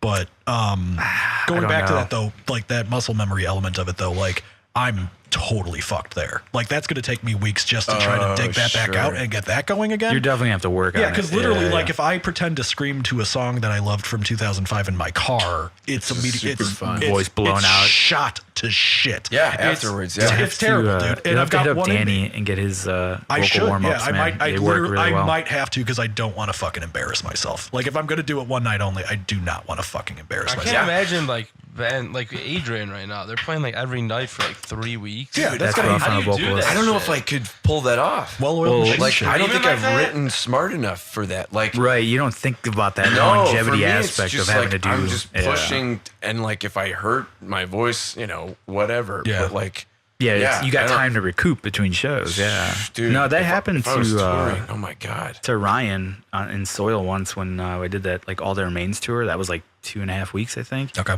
And I think like more often than not, it's usually, as you notice, I'm only gone for a couple days. I usually do 3-4 days tops with them. Yeah. And he's fine. He's good to go. Maybe the last day he might be a little rough, but whatever, he can still get through the night. Yeah. But with All Their Remains tour, I think it was like maybe after like the 8th or 9th day, Yeah. he was shot. And nothing you can do. It's Yeah. like he had to like go through the night. His voice was dropping out, cracking, yeah. and the dude was just getting frustrated the whole time, and Oh, just pissed yeah. as fuck. And it took like 2 shows before, and that was he a rough doesn't even tour. really scream, right? It's more like singing. Singing and screaming, but they're Like doing yelling? that was like a 35-minute set, I think, When or if something it's like a that. combo together, that's almost like the That's harder. toughest Yeah. one to do. You almost yeah. want He's to do screaming one and When you're singing. screaming a Yeah. note, that's like fuck. Either way, That's the most he's pushing those strenuous. vocal cords, night after night. Yeah, it's And rough. that was a Those guys rough that tour. scream and then sing like clean, Like chords. back and forth real that's, quick. That's got to be the That's roughest. gotta be I so can't Yeah, it taxing. imagine. sounds so janky once Oh, you go to yeah. that clean. Like, Because every time you're screaming, you're like frying whatever that range is. So Right. it's like, I better write everything above or below that. Yeah. Jesus. Though I can imagine like someone like Danny who's kind of trained himself. I would imagine he's pretty much straight diaphragm well, at this Danny's point. like a He's not- fucking monster. Yeah, Yeah, he's no, also that's- pretty that's an outlier. careful about it too. Ryan doesn't fucking warm up. Right. Like he just goes in Gotta warm and up, screams you his gotta ass go on off. vocal rest. Danny's Yeah. like was Danny's- born yeah. to scream. Yeah, Like, he's like one Right. of the greatest screamers in the country. Literally. Like literally. He's not a even- phenomenal vocalist for sure. Yeah, but and he he worked puts on it, in too. the time Yeah. though, It and sounds like like he has a tube amplifier like in Right. his throat. Yeah, and then It's not I like mean, he it's spends like a incredible. good, Yeah, I love I'd that say shit. maybe 20 minutes of warming up before any show, before practice. Like always. Super Good. important. And it shows, like he's regimented, never. yeah. I don't think he's ever really blown out his voice before, and he's toured, long stretches with Through the Eyes of the Dead and stuff like that. Yeah, and without- I don't think he's Dude, ever I've really seen him hurt pound himself. like that crazy hot sauce and then scream like crazy at a bar and then pass out foaming from the mouth and he was fine. So When was that? that was like every night back in the day when he was in our band. The hot sauce, I remember. I remember Foaming from the mouth. tons of drinking. Yeah. Oh, that time when he took the hot sauce, he took a hit of some hot sauce. It Where? Was like Where were we? It was at his house. Oh, I don't know if you guys were there. I'm not sure. I saw a video of that. I thought you meant before a show. I He was took like, this. moron. He would always give the hot sauce to people when he was drunk. Like, Yeah, come on, yeah. take some. Try it, And it was try like it. it's the insanity. So it was like the hottest sauce you could take. yeah, some, like, and then go he like people, took a some Reaper fucking shit. spoon of it and like was just foaming from the mouth, like sleeping. Because I mean, we were all he was like wasted. We were all Yeah. wasted. So he probably just didn't know how much he took or something. the So he Reaper- went to sleep. The Reaper will do that to you. Are you telling me that people make hot sauces that might be uncomfortably spicy? Doesn't sound like hot sauce to me. I don't know. Rock and roll. Always battery very, very comfortable the level of spice that people put into their hot sauces. I've never heard of one injuring anyone or making them uncomfortable. I personally like the pools of sweat Yeah. under the eyes. Oh, That's yeah. a good Or one. the beads on the head. I've Yeah. got a buddy that, like, every time he eats either too much or too spicy, you see the beads, and he immediately looks like 5 years older, and, like, he's got to go to bed. I'm like, yeah. just all right. sunken and Yeah, sullen like, and it's crazy. His face, like, starts hanging. And it's like, what happened? He's legitimately melting. Yeah, right. Like, it's crazy because normally, like, he just looks like a young guy, but then, like, he fucking has hot food and he's just like, ugh. What's fucking happening to you? So I could take the Where are pain these in the extra mouth, flaps but at? on Yeah, the you other can. end, dude. yeah, Oh. it's 45 minutes to an hour later. I Yes. think Yeah. I'd That's prefer the other rough. end of the mouth. Really? Yeah. I can handle the mouth. The I like other hot end, on the way out, not on the way in. Like we talked about this before with Ice Although I'll Cube. eat all of it. I like all of it. Yeah, it On doesn't my matter. podcast, remember I told you I stuck the ice cube up my asshole?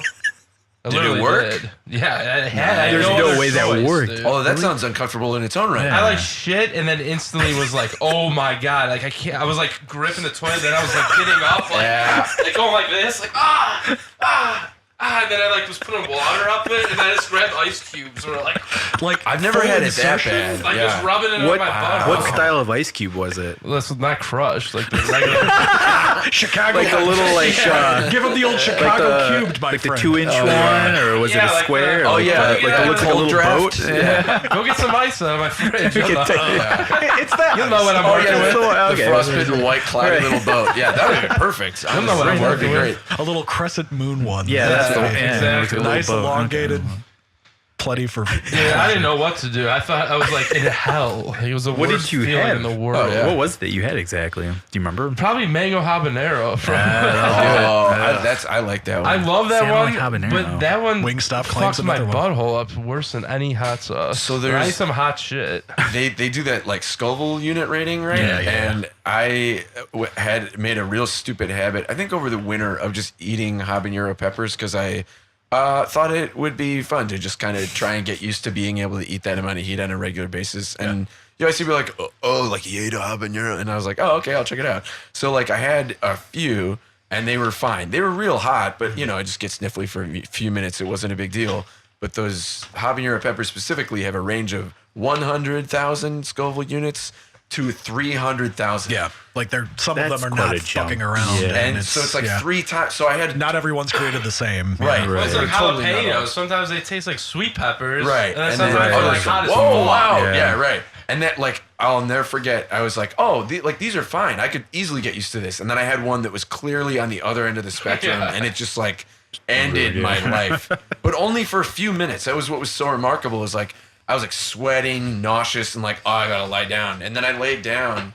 And then after about like 8 minutes, I was like, oh, I feel fine. I feel good. I could go for a run. This is nice. Kind of, once it's like over, you kind of feel like euphoric. Yeah. Yes. Full yeah, body. it's Like got it feels, like, it feels sure good. Like the it feels like you endorphins went like on kick a in, yeah. 5-mile run. yeah, endorphins. That's why I do it, because I'm not running. Oh, I could eat and feel like I did a run. Worked out today, babe. Eating peppers for cardio. Get the ice cubes going. Rev up the crushed ice. Prep my anal cubes. Get me the trowel. You just need to get an ice cube maker in your bathroom, ready to go at all right times. next to the Just toilet. right next to the toilet. That's great. Replaces a bidet. Yeah, there you Just go. an ice inserter. Chopsticks. Wonder if you can get like a cold bidet. Wonder if they make those. I bet they do. probably do. No, they Yeah. definitely have temperature settings on bidets. Ooh, Okay. great. A Yeah. warm one imagine actually it, sounds like pretty imagine good. the warm is common, but there's no way they do Yeah. Ice a cold. cold one. I could imagine. Well, you could probably. Imagine on just an ice cold winter day, you're like in your bathroom and the porcelain is cold, the floor of the bathroom is cold, you're Yeah. just shivering, and then you get done with taking a shit, and then you use a warm bidet. I feel like that would be so nice. A friend of That would mine. start your fucking day, A friend of probably. mine bought a house and installed a heated seat, a heated There you go. bidet, and a heated everything else. Like and heated floor. That's like the greatest It was thing like in the world. everything short of the Oh, full heated amazing. floor. And Oh, I really? barely left that bathroom. Yeah, you don't wanna leave, right? Yeah. They like hosted a housewarming thing, and I just sat on that thing for an extra 5 minutes, just being like, "Wow, this feels." Came back the next day yeah. to just shit again. Yeah, You're like, guys, like the bar set too high. I need to. Yeah, My dad had one my at life. his house that he was renting, and he invited my mom. They're divorced, but he invited my mom over for a barbecue. Oh, I thought you were just gonna be like, "Hey, We're get over all- here. Lori, come here, take a We're shit." all in the you living gotta shit on this thing. No, we're all in the living room, and like the bathroom's form. like where that bathroom is, and we're like all in the living room, and she goes in there to like what shit or piss. Yeah, do and whatever. we just hear her from the bathroom like, Impossible. "I'm never leaving here." And I was just like, cold dead ass. Yeah. she's like, "That thing has some pressure." Oh, that's way different than I thought. I was thinking comfort, but that's a completely different situation. Wow, Wow. comfort. That is Yeah, no, she climaxed. Yeah. Oh, god damn. Also, when I was a kid, when I was real little, like 10 years old, my dad bought me a quad, like an ATV, like a little kid one. Yeah. I mean, it was still like a real one, like a Death motor. trap. So we're riding around like me, Eddie, like Probably all had our a life friends. insurance And plan it was on like there. my birthday party, and my mom drove on it. And she was driving, and she gets off, and I'm standing right there, and she looks at my stepmom, who's married to my dad. She's like, "You gotta get on this thing." she's like, "The vibration is the best I've had in 20 years." And I'm like 10 years old, like drooling. Like, I don't know what this means. my mom and stepmom are talking about vibrating their cooters. I'm gonna turn out normal. The end result Hopefully is therapy fixes this. Yeah. Oh, shit. I know just enough to know that this is not something I should be hearing. But they're bonding, and that's nice. They're friends now. Far be it from me to fuck that up. Yeah. Oh, God. Yeah, that is wild. They have 2 Eskimo brothers now. Your dad and that And then ATV. ATV. The old Kawasaki mule. Way to hose it down. That's it. So tell me about your creative process.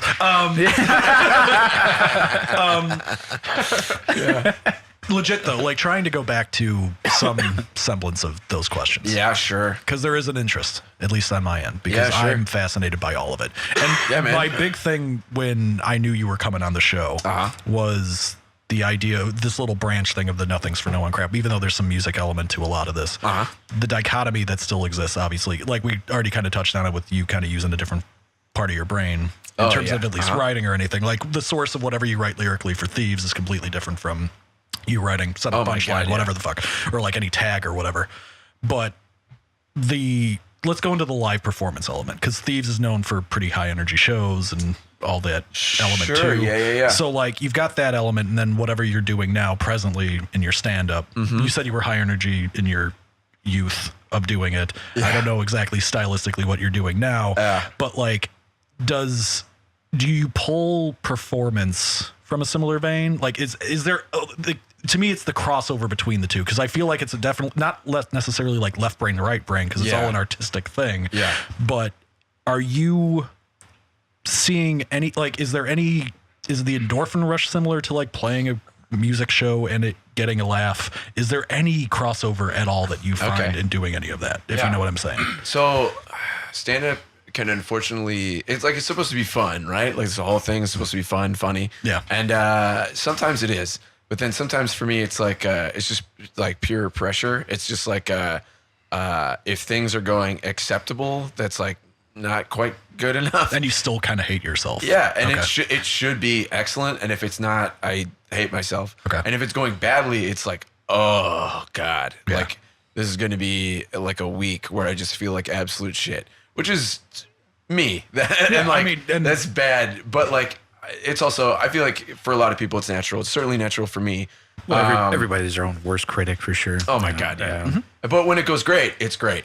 And then Thieves, like I absolutely love everyone that I play with in Thieves, like they're family. And like we've been playing together for like, some of those guys, we've been playing together for like a decade. And like I love everybody in that band so dearly. And we have so much fucking fun when we're making stuff and when we're hanging out and practicing and playing shows.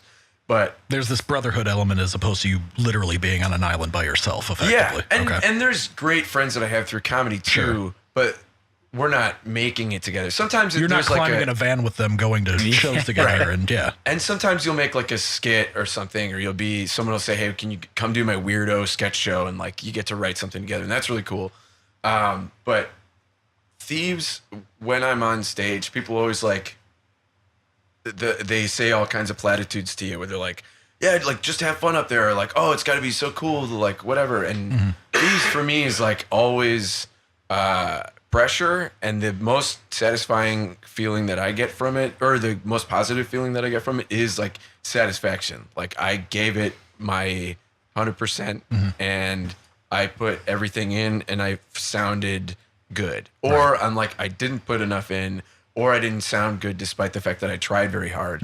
And that will lead to like, I hate myself. Sure. But the end result is you'll hate yourself. Yeah, right. But the best I'll ever feel is like, I did everything that I could and I did well. But I never have fun playing in that band. And there's just something like mentally, it just feels like they play like the dudes that I play with play just the most like fucking aggressive and like nasty, punishing music, and I adore it. I love it, but like to match it, I always put myself in this like very negative emotional place. Sure, yeah. And like it's never fun, but it is always like a blast to do and like very satisfying. Okay. But with stand up, it's always like very I've gotten to a place where I like don't treat it right, or you should have fun with it, and I'm always just like, well, that either didn't go how I wanted it to, or like, oh, okay, that was good enough. And that worked, but you had to work towards that.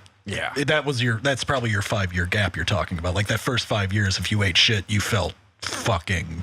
And I still do. Yeah. Now it's like even worse. It's just like, yeah, this is because like, now you might feel like there's expectation, or because it's more like like you should know how to navigate that particular situation better, or like you should have prepped more. I don't know. I'm very good at negative self-talk. Sure. Like my version of me that's criticizing myself is like, he knows. He's very creative. It's like and you can you know how to hit your own nerve. Oh my god, yeah. And so many people make those stereotypes with guys in metal music anyway, that like there's kind of a depressive element to it anyway. So for you to have to kind of go inward on a darker place to do Thieves shit is probably still the same type of monster that gives you shit if you fuck up or if you bomb. Oh, totally. There you go. Okay. Yeah. So, but I'd say like, so it's like always I want to be performing and I love performing and like the feeling that I get from it is awesome. But like, I don't know. I should probably like treat it in a different way all the time. I'm always like, man, I should like reevaluate. But they're both like super satisfying.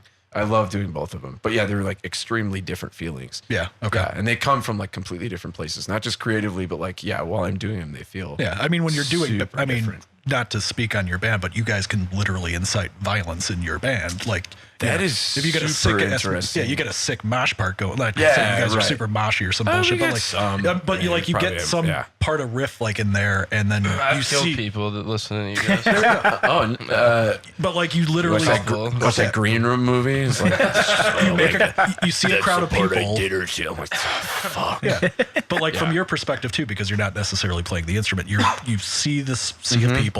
Yeah. All of a sudden, music plays behind you. Yeah. You start doing your thing, and then all of a sudden, this sea of people just starts destroying each other. Yeah. Whereas with comedy, then you've got this swell, ideally, I would think. Just positive. Of like people making you feel better than you've ever felt. Like, I would imagine a pure, uproarious, you fucking nailed it laugh. It's an is unreal better than, high. It's better than literally anything. Yeah, it feels great because it's like you made it all up yourself. No one else gave you input. Thank you. Okay. You made the whole thing from soup to nuts. Yeah. And if you haven't ripped anybody off, it's honest and it's just coming from like whatever fucking silly thing. And it's like unbelievable to have like 10 to 70 people or more if you're in like a real big venue like the Laugh Factory or something like that, give you that affirmation of like, hey, we all like you. Yeah. And we like you at the same time, and we like you enough to show you that. For the same reason, too. It's not like this weird, like, lulling laugh where, like, some people laughed at one thing, some people laughed at another. Like, if you hit one thing, one tag, and that just blows it up. Yeah, it's just like, it's amazing. Which is why, like, people are just so drawn to it, like fucking moths to a light. Like, it's just like... I can imagine it's actually the endorphin rush of it would be, Oh, yeah, it's unreal. It's so nice. And it's the people that you meet through stand-up are like so cool. It's so great because like, I don't know, I love meeting people through music that like have a brain, turn their brain on, and like are down to earth and are human beings and are like fun and funny. But like you meet people in, your everyday life that you fucking work with or anywhere, like, people that you're related to or that are friends with your friends or whatever, you're like, I kind of didn't fucking like them, or you're just like, I don't want to talk about Game of Thrones at all tonight. Sure. But that's all you want to talk about. So like, I got to just sit and here. I'm in this now. Yeah. I just got to either listen to Game of Thrones or talk about Game of Thrones. Like, fuck. But then like, it's like, it's so great to stand up is cool because like most of the people that you meet have some kind of perspective and are funny and are entertaining and are some level of smart. Sometimes they're none of those things. Sure. Sometimes they're a combination of just a couple. But like, it's so great. Like I've met just some of the greatest people through stand up, and like I love the friends that I've made through that part of my life. The real heartbreaking part is, generally speaking, anyone that you're like very serious friends with that does that particular art form, they're either going to move to a coast and barely ever be back, Right. or sometimes be back, or burn out and maybe not talk to anybody after they do, and go back to whatever they were doing before they did stand up. And like, well, I did that very sad. On a personal level. I did that with music. I burned out and I just disappeared. These guys didn't hear from me for years. I was in a band with him for 7 years, and I just. But there was there was a time period where you guys didn't talk. Yeah, I was gone. I was a ghost. All of them. Yeah, You guys too. for a good while. I don't think I saw you until Break your fucking heart. I didn't see you for at least 20. one of my 22 birthdays. I years. think you finally came on to. I think is what it was. It was shit. It was that fucking Australian death metal band that played at Cobra Lounge. Oh, Oh yeah, Oh yeah. they're Australian. holy shit! What Tom's yelling at us right now. Ulcerate? Ulcerate. Ulcerate. Yeah. I was thinking you might say decapitated. No, Polish. They're Polish. Oh, Yeah. You sure it was a cannibal corpse? Are they from Australia? There's gotta be. I was trying to think of no, the they're band. not. I think they're called Tombs or of Tombs or something about Tombs. Oh but they yeah, were something about Australian. tombs. Yeah, And the just singer, Tombs. that band cracked me up because Tombs. every fucking time in between songs, the singer would call everybody cunts, which is an endearing thing for them. Yeah. And it's just weird to hear that out loud. And here it's and like then Because here you get murdered. That's, The other almost thing- the N, that's the N word of. But the other thing that body cracked me parts. up about that band was every time he would do the big, like, this next song is blah, blah, blah, and do that, Yeah. there'd be a weird, awkward pause, and then the drummer would be like, click, click, click, click, click, and go into it. And I'm like, why? Can't you get your shit together for fucking 5 seconds and, like, get Yeah. that flow right? It was the weirdest thing. That's strange. do that while he's talking. Exactly. Yeah. All you have What to do, the as soon as you hear him grumble in the mic, you just hit that 4 beat and Yeah. go. And And they everyone else never will did kick it it in. every song, but We're- that's a whole other thing. But go on. We're so bad that way, and I kind of like it sometimes. I don't know. 'cause, I like, never really noticed that with you I guys. kind of like that it builds some tension. I'm like, okay, so maybe people are starting to feel weird and tense, and like, I kind of like that. Like, maybe you should feel the way that we kind of feel. If that's Right, kind of when what that you- happens, and if that's what yeah. you guys are trying to invoke with the music, It then kinda you feels kind of nice, yeah. create that yourself. The performance aspect of it, then, like you're hyper engaged doing stand up. I would imagine, like you're in the moment. and like, we were talking about even just like the energy of it. yeah. And I'm even thinking like comparatively, not saying you can like turn off when you're doing Yeah. a Thieves set, but you can Yeah, kind of yeah. like black out and just sort of do what you do. Well, and that's And- that's what's so cool about music is like it's such a stupid cliche thing to say, but like you can lose yourself in music. Yeah. And that's the coolest part about the disparity between the two is like a stand-up comedy show with 2 people in it can be very fun if you get 2 very fun people. But for most comics, 2 people in the audience is a fucking bust. Yeah. And it sucks. And if they're not the most perfect audience for having 2 people in the room, Yeah. it blows. It blows. and if there's so 2 people, hard. they feel awkward laughing by themselves. Anyway, Yeah. So yeah, you're fucked. And if there's 2 people at a music show, it still kind of sucks. But you can almost treat it like practice. Right. And You you can can still have just a run through it. lot of fun. Like we played a show in Kenosha where it was real packed in there. And for some reason during our set, because we were from out of town, and I think we were playing with a lot of people that were from there, everybody went to the bar. And it was just like a couple of other people from other bands, and then our girlfriends that were in the room. So it was like 8 people. Yeah. But we were just like, We're gonna kill it for those 8. yeah, fuck it. Like this Whatever, is fun. just do it, yeah. And so we just like we kind of went a little harder even, and it was really fun to just like, all right, I don't have to worry about the people watching us. Like I'll just turn around and we'll make this like we're just gonna jam, and it felt fucking awesome, which is really cool. But then on top of that, like I get the contrast between the two. Like I'd like yell and scream and do a bunch of. That's something that I really need to like figure out a way to express myself differently, because most of the stuff that I do in stand up is like it'll be a character voice, but it ramps up a lot until whatever silly voice is like screaming about whatever they're talking about, Okay. which is pretty fun and pretty funny. Sure. But like it can get a little repetitive when that's like all my jokes. Yeah. If you've got 20 minutes, then that's what. Yeah. Yeah, and it's like, Ramp, people, ramp, people, ramp, yeah, ramp, ramp, ramp. right. People will start to notice, like, oh, he ends all of them that way. Okay, all right. But like, yeah, I mean, if you get 10, that's like perfect. That's great. But then like, so people have remarked like, oh, like photos of you doing comedy and photos of you in Thieves, like your facial expressions are really similar. Okay. And like, there's like kind of a similar energy because you're like losing your mind and like your veins are popping out. But then people, when I've been doing, like friends of mine that are comics have been like, a buddy of mine said to me, he was like, dude, when you're like big, like you are fucking huge, but like when you're not, you are so small. And I was like, that's a really weird way to say that, but like I think I know what you mean, because like in between when I'm like setting stuff up, like I feel comfortable and feel fine, and I feel like I try to keep things very conversational, but it's like I'm just this like normal short little guy. But then like if I put on some crazy big voice and I'm like screaming at people, it just like fills up space in like a weird way, and people are like, oh! You're that great big body. Yeah. And then like you know, and then we play in Thieves, and then like the crazy music starts, and it's like, oh, I'm a psycho. Like because it's just like, oh, there's psycho music behind me, like I should match it. And like and if you want to talk about filling a room, then like with the it's just it's huge. So it's like people have noted similarities, but for me, it's very much like, okay, stand-up is like very controlled. You don't want to scare anyone. You don't want to make anybody feel uncomfortable. At least for me. Sure. Some people thrive on that shit. But for me, it's like, just make them laugh, entertain everybody, have a good time, go home. And then for Thieves, it's very much like, if there's something weird that like we can lean into, sometimes I like to, but just anything that like builds tension so that we can like release with the aggression, I like it. And like we've talked about like, oh, we should get better about our transitions and whatever. And I'm fully down for that because it makes everything more polished. Yeah. But for me, if there's like dead space in between, you know, people tuning or adjusting whatever, and I don't want to like just be a jag off and like riff with jokes or because I've done that sometimes too. But if I don't want to do that, then it's like, I kind of like people to just kind of be like,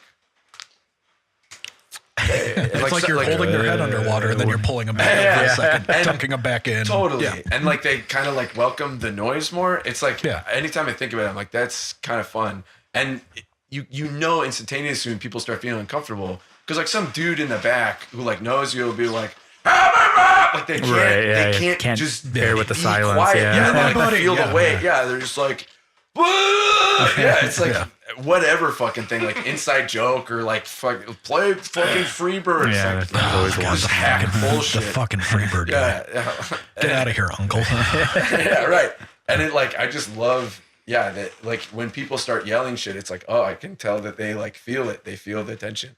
Yeah, it's nice. They want this to go away somehow, right? Whether they force it or And then like so fucking people that I play with in the band will sometimes lean forward and be like, "Hey, you should fucking say something."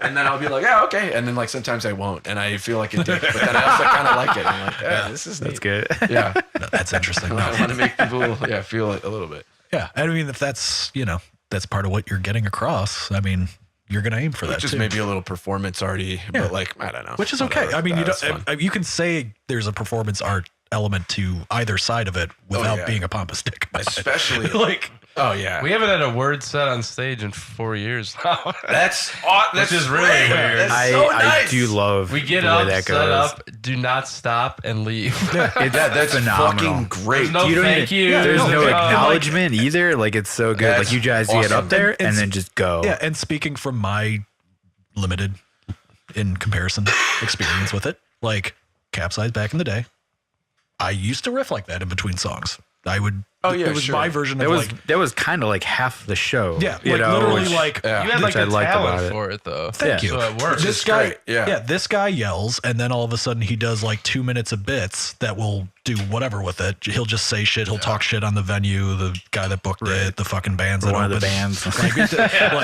like do nobody's whatever safe, in the vein of it. Yeah, like some guy tries to fight me in the parking lot, like all that shit. But like, there's episodes where we go into it too. So that chick's face with that banana costume. No, I remember the banana costume, which was amazing. She was like sitting on a couch, like in the audience. Was that at RT or whatever? JT. That sounds. I mean, that's on brand. That's certainly. Yeah, that's certainly on brand. I just remember you chasing people while wearing that thing, and I thought that was funny. I don't remember a banana costume. Josh brought it. Okay, that explains it. It was that guy. That's such a gray area of remembering. But like, he's still slinging Boston creams somewhere.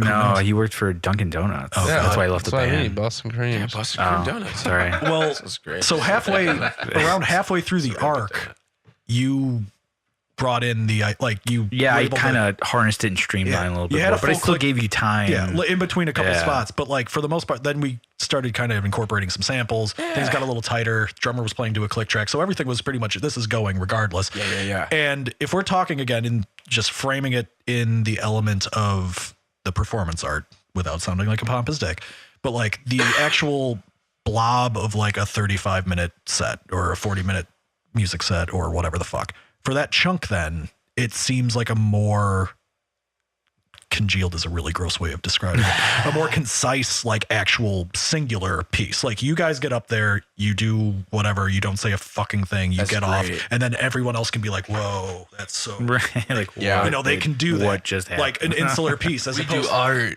Yeah. And that's fucking no, but great. like legit, like you, crotch chop all you want. There will be people in an audience that are like, these guys are artists. Yeah. Because they don't absolutely. fuck around. They Yeah, go up yeah. and like without knowing you guys go up there, they're you not play your wrong. shit and whatever.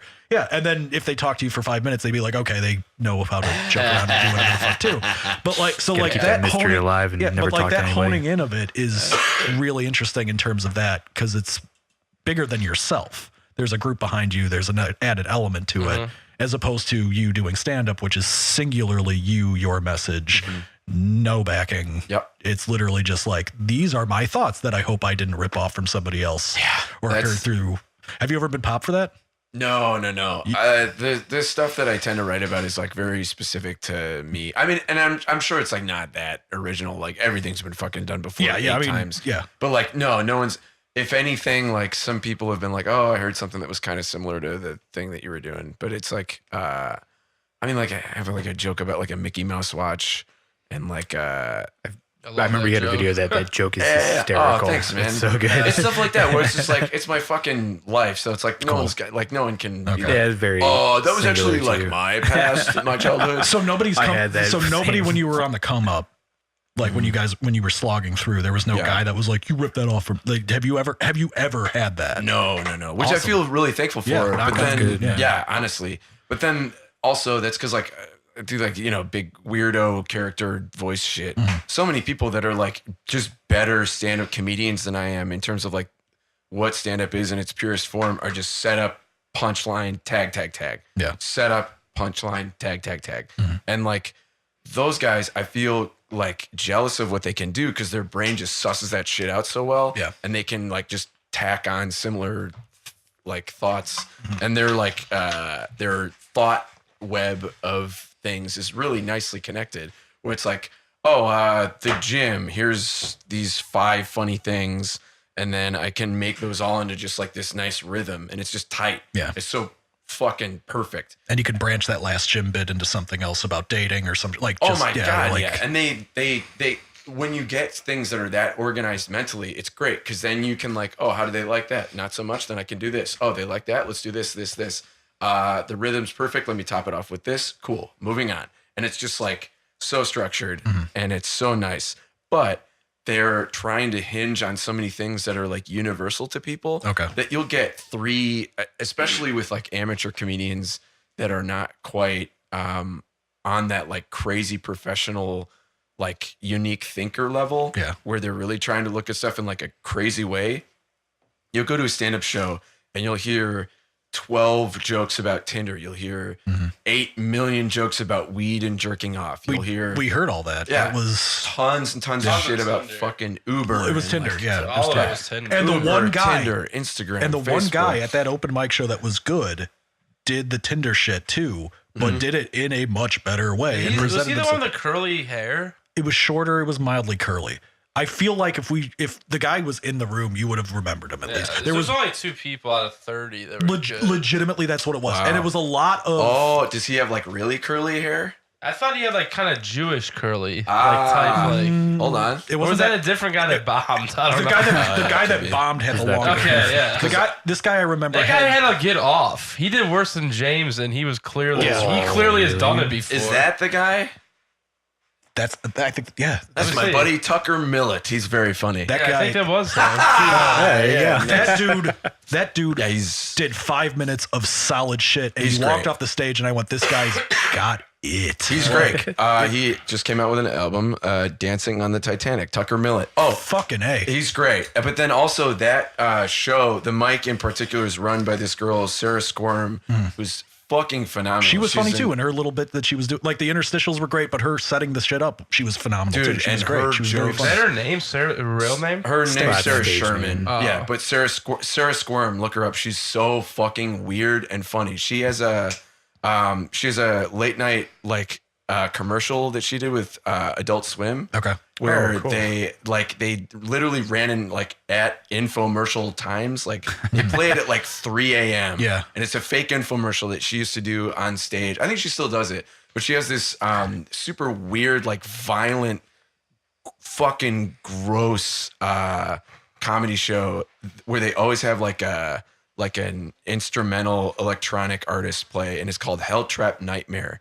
And it's usually at the Hideout. But then she also takes it to the coasts in New York and LA. Okay. But she makes the most insane art where everything is made out of labia and eyeballs and dicks and pubes and balls and tits and cum everywhere and it's milk coming out of the tits and piss. It's just gross out, amazing, and Squirm, I would think. Yeah, it's all, right. Yeah, okay. Dude, she's so good. Her art rules and her comedy rules. Check her out. She's all over, That's Instagram or whatever. That's so fucking funny that I was just vaguely talking about a guy and Well, it's funny because you something about the fact that you were he's real solid and he had curly hair and he was at Cole's. I was I think I know who you're talking about. Tucker's great. That's He's so really funny. great. I mean, he's fucking was awesome. If you're talking about standing out above the room, yeah, that dude in 5 minutes, I was got if one of those 30 people break and they do well, that's probably considered a success. All things considered. Oh yeah, Cole's especially because it's just a madhouse. Is that the start? Where if you are really obviously we snuck James in and he just signed up and did it. Yeah. But you could just walk up and sign up. I know, and I think you could do that in most of them unless it's an actual invite only type of thing or it's a showcase like you were saying. Yeah, but showcase you can't just. I would imagine that Cole's else. thing then is legit just if you're doing this the first time, this is a really good spot to at least. That's where people tend to take their stuff that they're doing at open mics where they're I want to see if this is ready for a show. Okay. Because Cole's gets fucking packed. Someone might heckle you. Yeah. And it's just a madhouse. And there are a million comedians. So if something hits there, it really hits well. Okay. Hannibal Buress was there too. He was shows just up hanging out there back all the time. He didn't see James, but he was there I think he left right 10 before people after James. Poor James really missed out on an opportunity. Dude, that would be. I won't believe me. I'm that's Hannibal Buress. Yeah.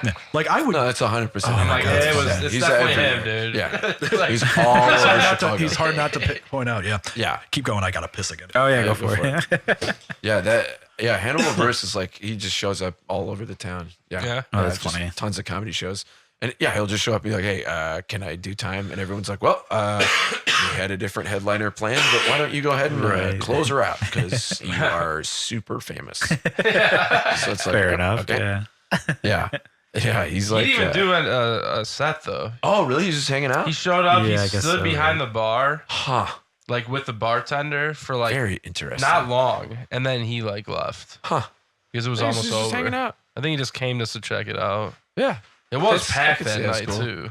Dude, it's Cole's is packed most people of were the time. standing through the whole thing. Yeah, I don't do Cole's a lot, but the few times that I have, it's been wow, I don't think I'm gonna get up before midnight. And I'm I was correct. I've been here for 3.5 hours, and I'm waiting to do my little 3 minutes. And then they'll be hey everybody, 80 comedians signed up today, so we actually have to cut everyone down to 2 minutes. I'm okay, all right. I mean, that rarely happens there. Right. Usually it's we start at 4 and then go down to 3 or start Is at it 3. every week? Once a week? Yeah. On Yeah. Wednesday? Cole's is every Is Wednesday. it packed at because 9 or everybody's 9:30. there because they're I want to see this open mic? Why is it so packed? What? No, I what's think so- people are working because half the people out in the bar were writing shit in notebooks. Oh, well, and, that's working on their shit. A Yeah, massive that's portion all of the the room when we comics, went yeah. there were the comics. Yeah, but then they get a healthy audience of anywhere from 15 to 40 people that are just there to see it. And it's okay. you a little bit of a built-in crowd then. That's cool. Yeah, you get comedy fans or hopefuls or artful types that just like to go see people performing shit that they made up or whatever. It's super interesting because it's got like a bit of a reputation for being like a very like woke room. Yeah. Because it's in Logan Square Yeah. and like a lot of the people instead. I mean, they'll laugh, but like sometimes if a joke is like less funny and more of just like a thought that everyone wants to hear because it's very liberal, they'll like do the snapping shit. Or like people have like said some stuff that's like maybe a little on the edge of like being not like cool to say. Yeah. Yeah, I felt like if people get I heckled. lost, like I wouldn't be able to do Coles. You would have. It's pretty. You would probably make tense some enemies, sometimes. man. Yeah. Because not only It's that, not but knowing it, great I would noise. just purposefully You would've leaned say into shit it, just to try piss to- them off. Yeah. Like Nick said, half the people there were like, what was he, lesbians with dreadlocks? Yeah, sure. that were, Yeah. like, I mean, that's on stage. accurate. Yeah. Yeah, And there it's- was that vibe to I don't it. think yeah. that's your necessarily target bad audience. either, but like, yeah, that's 100% what it's like. Yeah. Yeah, it was like woke. Yeah. And I'm, Oh, yeah. I'm sleeping, dude. This boy tired. My buddy Joe's got this great joke where he's talking about his uncle who's like not woke at all, but then he says something that's like accidentally kind of woke, and he's like, Kev's woke. Who woke Kev? Let him sleep. Keep him hibernating. I'm sleeping, dude. Yeah. Kev's woke. Great. Yeah. Oh, he's great. Joe McMahon. He's like the best comic in the city. He's Okay. phenomenal. Anyone else you want to pimp while you have I the got a buddy Blake Burkhart. I got a buddy Nicky Martin who's leaving. I mean, I could just like sit here and list like rattle off. fucking 80 people. It would be nauseating. I could just sit through my phone. Like, who have I talked to recently? Sure. I don't know. I guess like you could, like some of the really cool showcases in the city are High Dive on Thursday at High Dive. Comedians You Should Know, I think, is like one of the very best, if not the best show in the whole city. At Timothy O'Toole's on Wednesdays. Okay. Chicago Underground Comedy over at the Beat Kitchen on Tuesdays. Those are kind of like the fucking best ones. Oh, there's one that happens at the Village Tap on Mondays called Camp. That's also like unreal. All those are like fucking so good. Okay. They're so fun. Where did you do your one that was on the internet, the video? That was at Timothy O'Toole's. That was like, that's the show, at least for me and a lot of other people that started around the same time that I did. That's like the show that you want to get.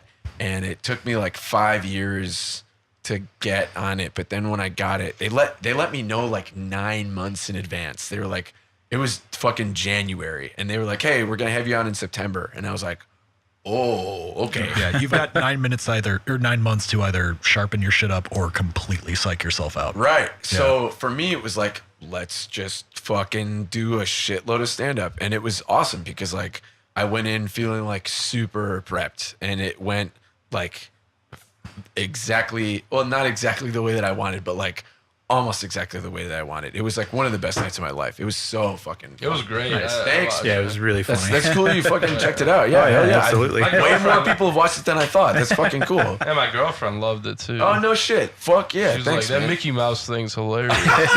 That's good. That's the one that people bring up like the most. My buddy Nicky that I mentioned, who's moving, like I did his like farewell show at that show, Chicago Underground Comedy that he does on Tuesdays. Where's he going, New York or LA? L.A. Okay. And I hope he blows the fuck up. He's a fucking psychopath. Okay. So funny. He's like, in some ways, very like reserved and careful, but like the shit that he says. He got kicked off of Twitter for threatening to kill some senator's baby. It was fucking amazing. His handle was Piss Mistress.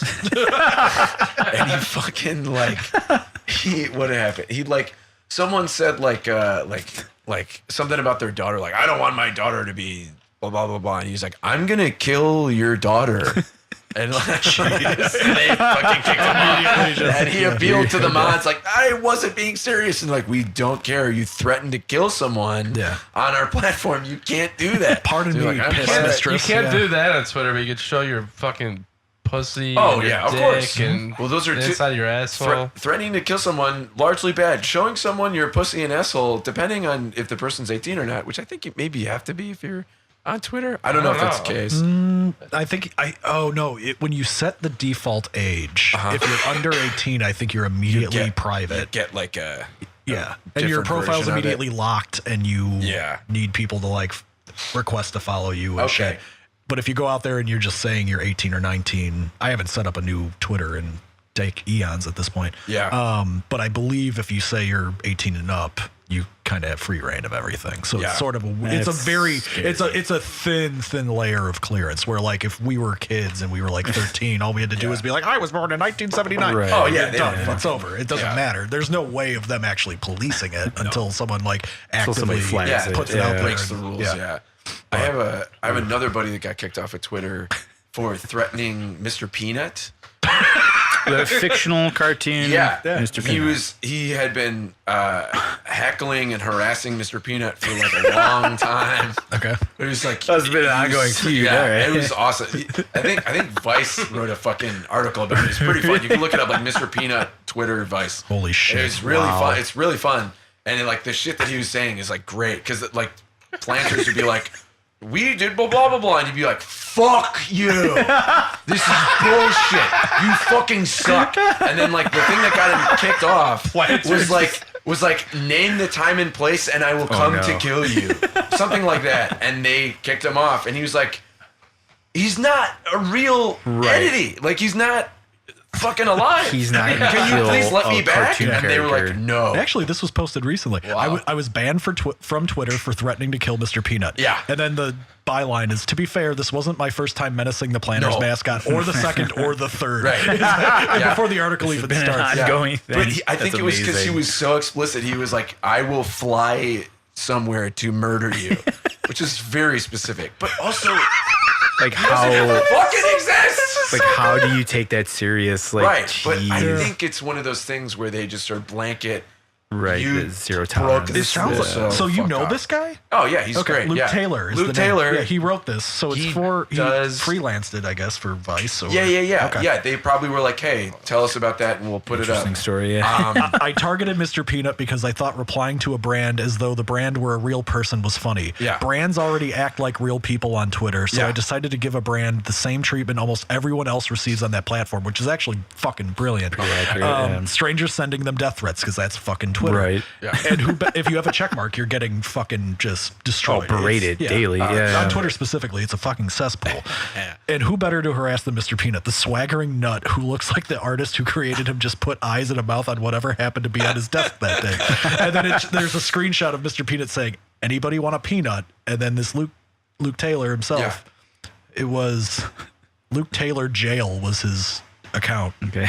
That's great. Anybody want a peanut is what Mr. Peanut says, and he puts, I want a bullet in your brain. Yeah, right. And that's like a band. Yeah. And like so good. He's part of a sketch group that does a lot of work with Helltrap Nightmare with Sarah Squirm, but they're called the Shrimp Boys, and they're again like so fucking funny, so good, and like there's all these people where it's like I hope you fucking move and you blow the fuck up and I just see you everywhere. But then it's also sad because it's like, I don't want you to fucking leave. Right. This is so good, though. The Shrimp Boys are on that infomercial that Sarah made with Adult Swim. It's great. It's called Flay Away.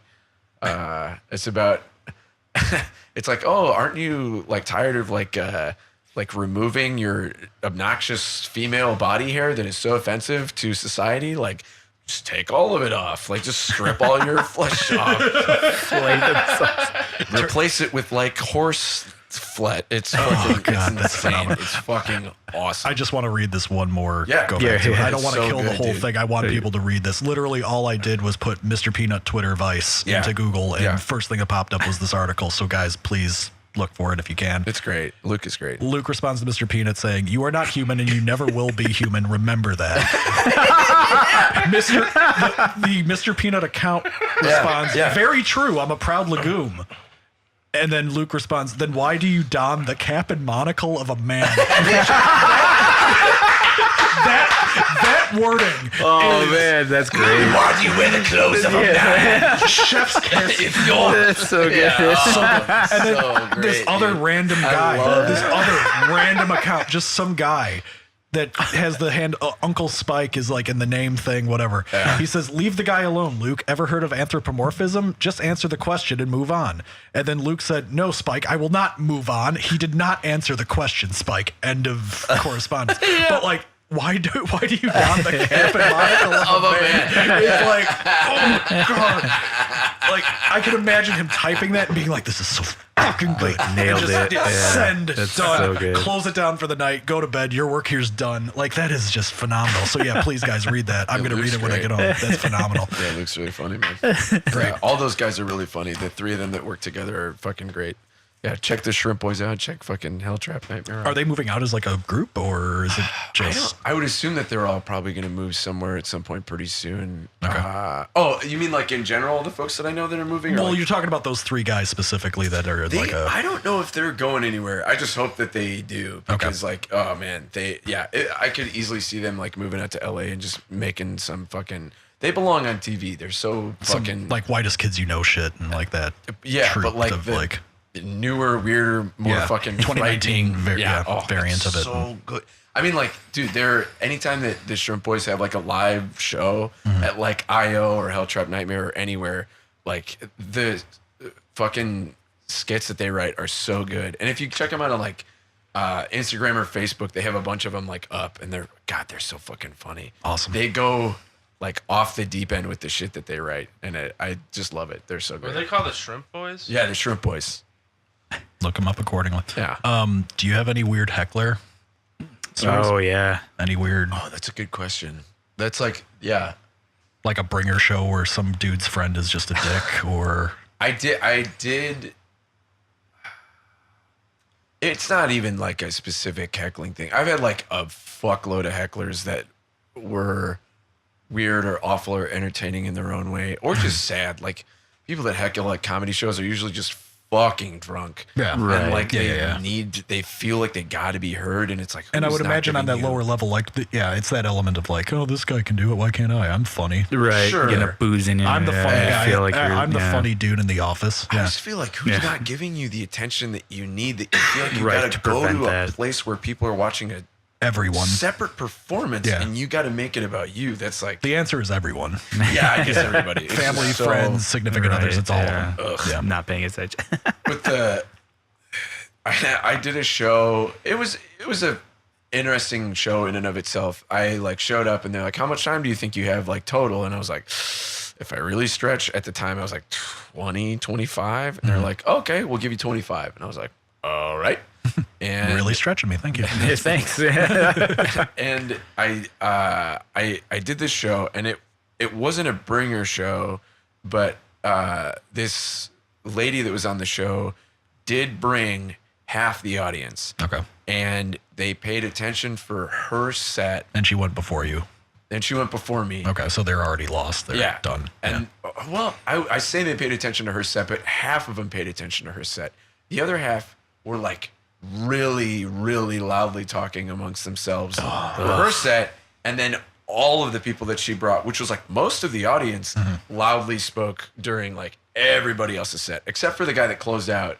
There was like a table of dudes in back that I don't think he ever got the attention of, but he's great with like controlling the crowd, so he got them like in line and did all the shit that I probably should have done. Okay. But I was only like 2 or 3 years in at the time, so I was like still afraid. Okay. I couldn't do it. Sure. And I would even struggle to do that now. It's like very tough to do that. That was going to be my next question. We'll get to that. Yeah. So she like went up, and these people are like all talking. So I have effectively most of the room not paying attention to me, and then 2 or 3 tables that are actually paying attention to me. And then this guy started heckling, and I couldn't tell if he was just like insanely drunk or like had a mental deficiency. And, Oh, okay. But he just felt totally comfortable interrupting, and the stuff that he was saying, like, it's one of the situations where like you give him an opportunity to speak and he doesn't, and then you start talking again, and then he like thinks of the thing that he should have thought of like 15 seconds ago, and then starts saying it. So it's like, and like it was a fun button for a few minutes to like be not like really mad at this guy, but like jokingly mad at this guy, and like, I should have like, come on, Frank, what the fuck? Like, Yeah. And then he would interrupt again, like, Frank, you're fucking me up here. Like that was fun for people for like a few minutes, but then like It got wanes pretty real quick, old, yeah. and I was just like, what the, like, no one's paying attention aside from these people who have to listen to me deal with Frank. And like, it was just like, oh my God. And I like 10 minutes in, I was like, well, those were all of my good ones, except for the, like, whatever was my closer at the time. And I was like, that's obviously I'm saving that for last, but I was like, I was like, I'll use a good one. I'll put the good ones in between. But then I was like, oh, I'm like dying. So I was like, I should put all the good ones up front so I can gain their trust and get in their good graces. And then like no one gave a fuck. So I was like, I guess I'll just yell at Frank a little bit and then just kind of do these. Like, I don't give a shit. Yeah, slog through it at that point. And like, I did the 25 and it wasn't good. And, but it was kind of neat to like, I can do 25 and I can kind of win a losing situation for 3 minutes. But okay. God, yeah. But I would imagine when you're in that 3 minutes feels like eons. Sure. Yeah. Well, and the last like, I don't know, there was like 7 or 8 where it was just, I was getting like nothing from anybody. And I was just like, this fucking blows. But I got laughs during that show, which is cool. The only place that I've ever not gotten any laughs at all was Kansas City, Missouri. And this was during a time period when I was actually doing pretty good.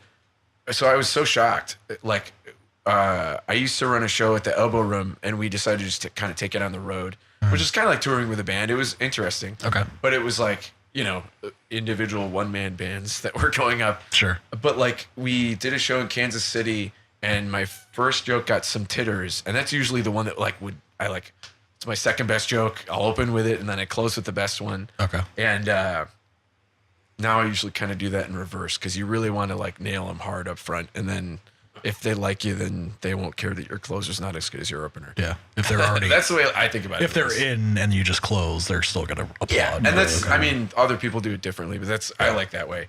And then, I got titters up front and then nothing for 12 minutes. And I was just like, what the fuck? And it was crazy because, like, I've done other shows outside of Chicago, and that was the only one where they, like, hated my fucking guts. Wow. Just nothing. Stem to stern. Nothing. Oh, yeah. It was wild. Okay. And it, like, I don't know. I generally don't ever encounter silence unless it's just a bad punch. And then I've got more stuff that's good. Okay. So I'm like, all right, you hated that. Fair. I'll move on. But this was just like, oh, you hated that. You hated that. You hated that.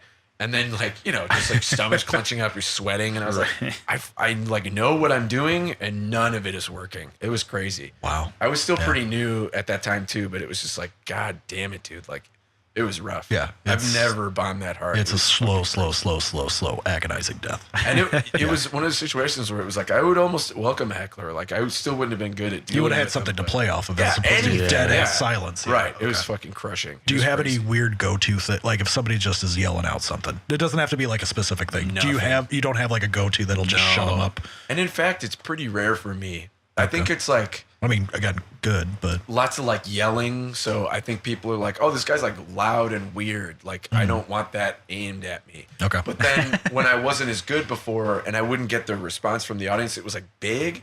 I would have like one joke that would hit a pretty good ceiling of like noise level where I was like, okay, cool. Yeah. But like it would be one and then it would be 8 minutes of just kind of struggling. Okay. But then like, when it was 8 minutes of struggling, people would feel totally comfortable. Like, oh, this guy's loud and weird, but like, you know, say whatever the fuck. Sure. But like, now I don't get heckled very much at all. sweet. Yeah, which is nice. It's great. I'm sure you would prefer it. So. Oh my God. Unless you're doing some hate blind crowd work thing. How do you feel about crowd work? I think it's great. I like haven't ever really tried to work that muscle out, and I feel like I maybe could do it. I have some friends that are amazing at it. Yeah. My buddy Marty DeRosa. He's awesome. Yeah, that dude's funny as fuck. He's unreal. Yeah. He did this thing, and I probably am going to tell the story wrong because I heard it secondhand. I wasn't there, but it was like everyone was telling the story for months.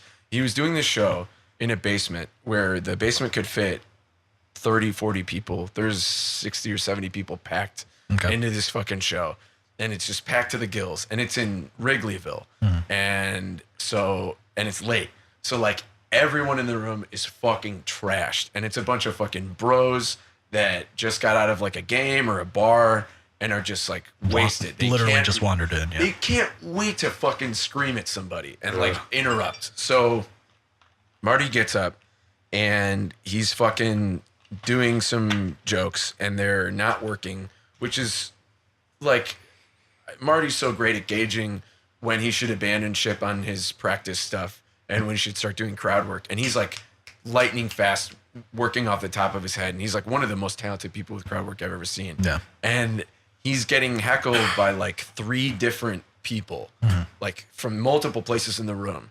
And it like, he kind of can't move through his shit because it's just like, just getting barraged. Yeah, if it was one, cool, but his rhythm's getting fucked up. So he was like, you know what, fuck it. And he was like, you guys, like, why don't you guys come on stage? So he gets all three of them up there. Holy shit. And then he plays the dating game with these three guys. Oh, man, and that's a hot amazing. girl in the audience. And it's fucking incredible because it's all off the top of his head. Yeah. And he's not on TV, so he can ask them anything right, and make them look any way he wants. So of course he's just like asking weird shit, like dunking on him, like roasting him, like putting him in awkward situations. Like everyone's like losing their fucking minds. And by the end of it, like everyone was so swept up in this thing that I think the girl in the audience ended up like, he was like, okay, so like, who are you going to choose? And she chose the guy. And then I think they ended up like kissing or some shit. And it was just like, wow. Like you took the worst situation and then like made it the best thing anyone had seen ever. Yeah, and like, I can't imagine. That's got to be one of the coolest. That's awesome. To dig yourself out of it. Unreal. Everyone talked about it for months because it was just like, fuck. Yeah, because like it was really cool. Because I remember it was a few years ago now, and there's a couple comedians that have done it where they've done tours that are entirely crowd work. And, I saw that's like kind of popular like now. Yeah, Jay Okerson did it. I know. I think he released an album of it. Todd really fucking Todd funny. Berry was who I saw. That was awesome. Todd Berry's crowd work tour in Chicago was it's like insane. I think it was at Lincoln Hall. And it was. Were you there? Oh, okay. No, but but it was just so goddamn good. And some I can't imagine what. I mean, again, he's been doing it for fucking 30 some odd years at this point. Unreal, whatever. Everything that flows out of him is at least somewhat funny at this point. Like I would imagine when you're that instilled in it for that long and that is how you're operating. I mean, literally anything you could do is going to end up being kind of funny. Some random broad in the audience mentions Tom Skilling, just like a hyper localized reference. Yeah. He has no clue who he is. He did 5 minutes on Tom fucking Skilling. Jesus, and really? I lost my mind. I was That's like, awesome. how is this even? I like it's just, to be able like that's just like talk about like there's one skill set just doing standard what you were describing as your standard not meat and potato stand up but like the premise setup punchline tag like that form and function. That's one skill set. And then the crowd work element of it where it's just like I go in completely fucking blind.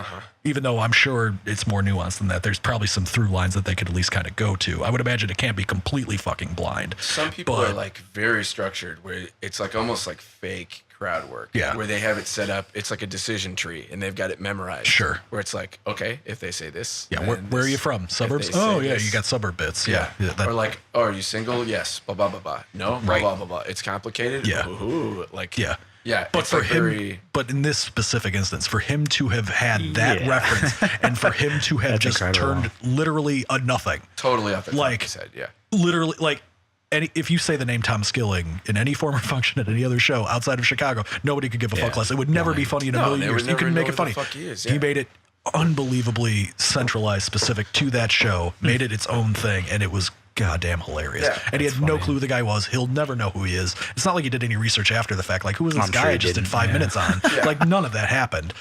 It just incredible, like mastercraft without even having to do any like forethought and writing into it. It was just like, oh my God, that is so good. The best fucking crowd work is always like, for me at least, is always like, you're actually listening to the person. You're not trying to shove whatever you had in mind beforehand in. You listen to what they say.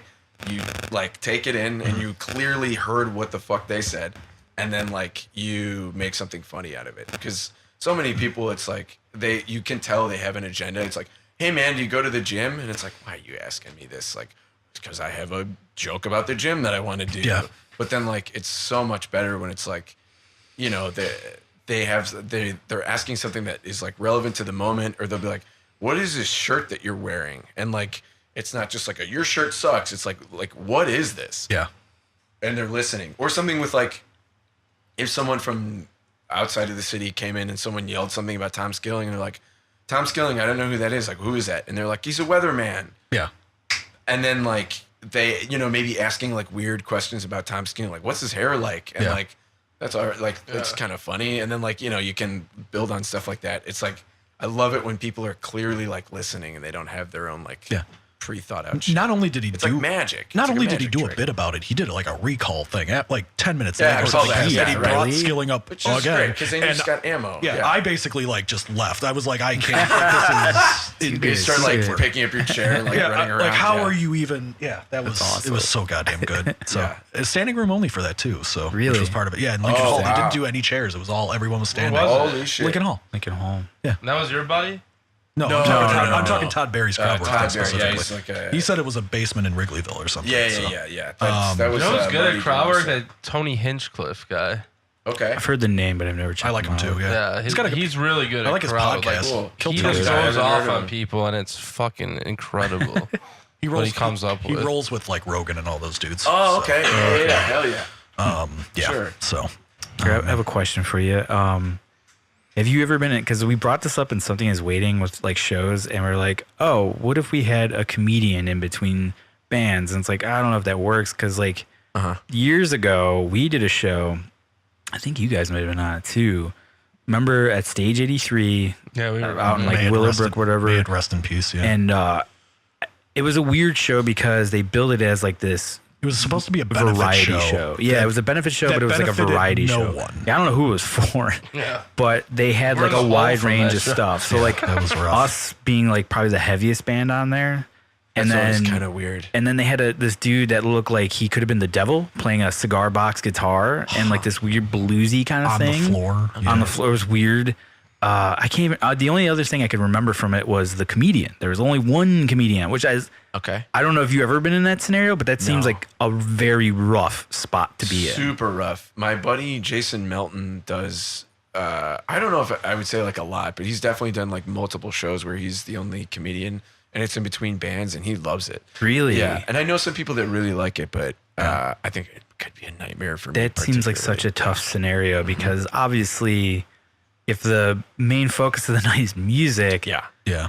that's what people are there for. That's the thing, though. not With that show, there prepped. was no focus to that at all. It It was just all over the place. It was chaos. as if a toddler set up a show. Essentially, Yeah, it was yeah. weird, and I and almost it was, died. That was awesome. and I just remember like, Holy shit. and that was like I'll my tell my you in a first second.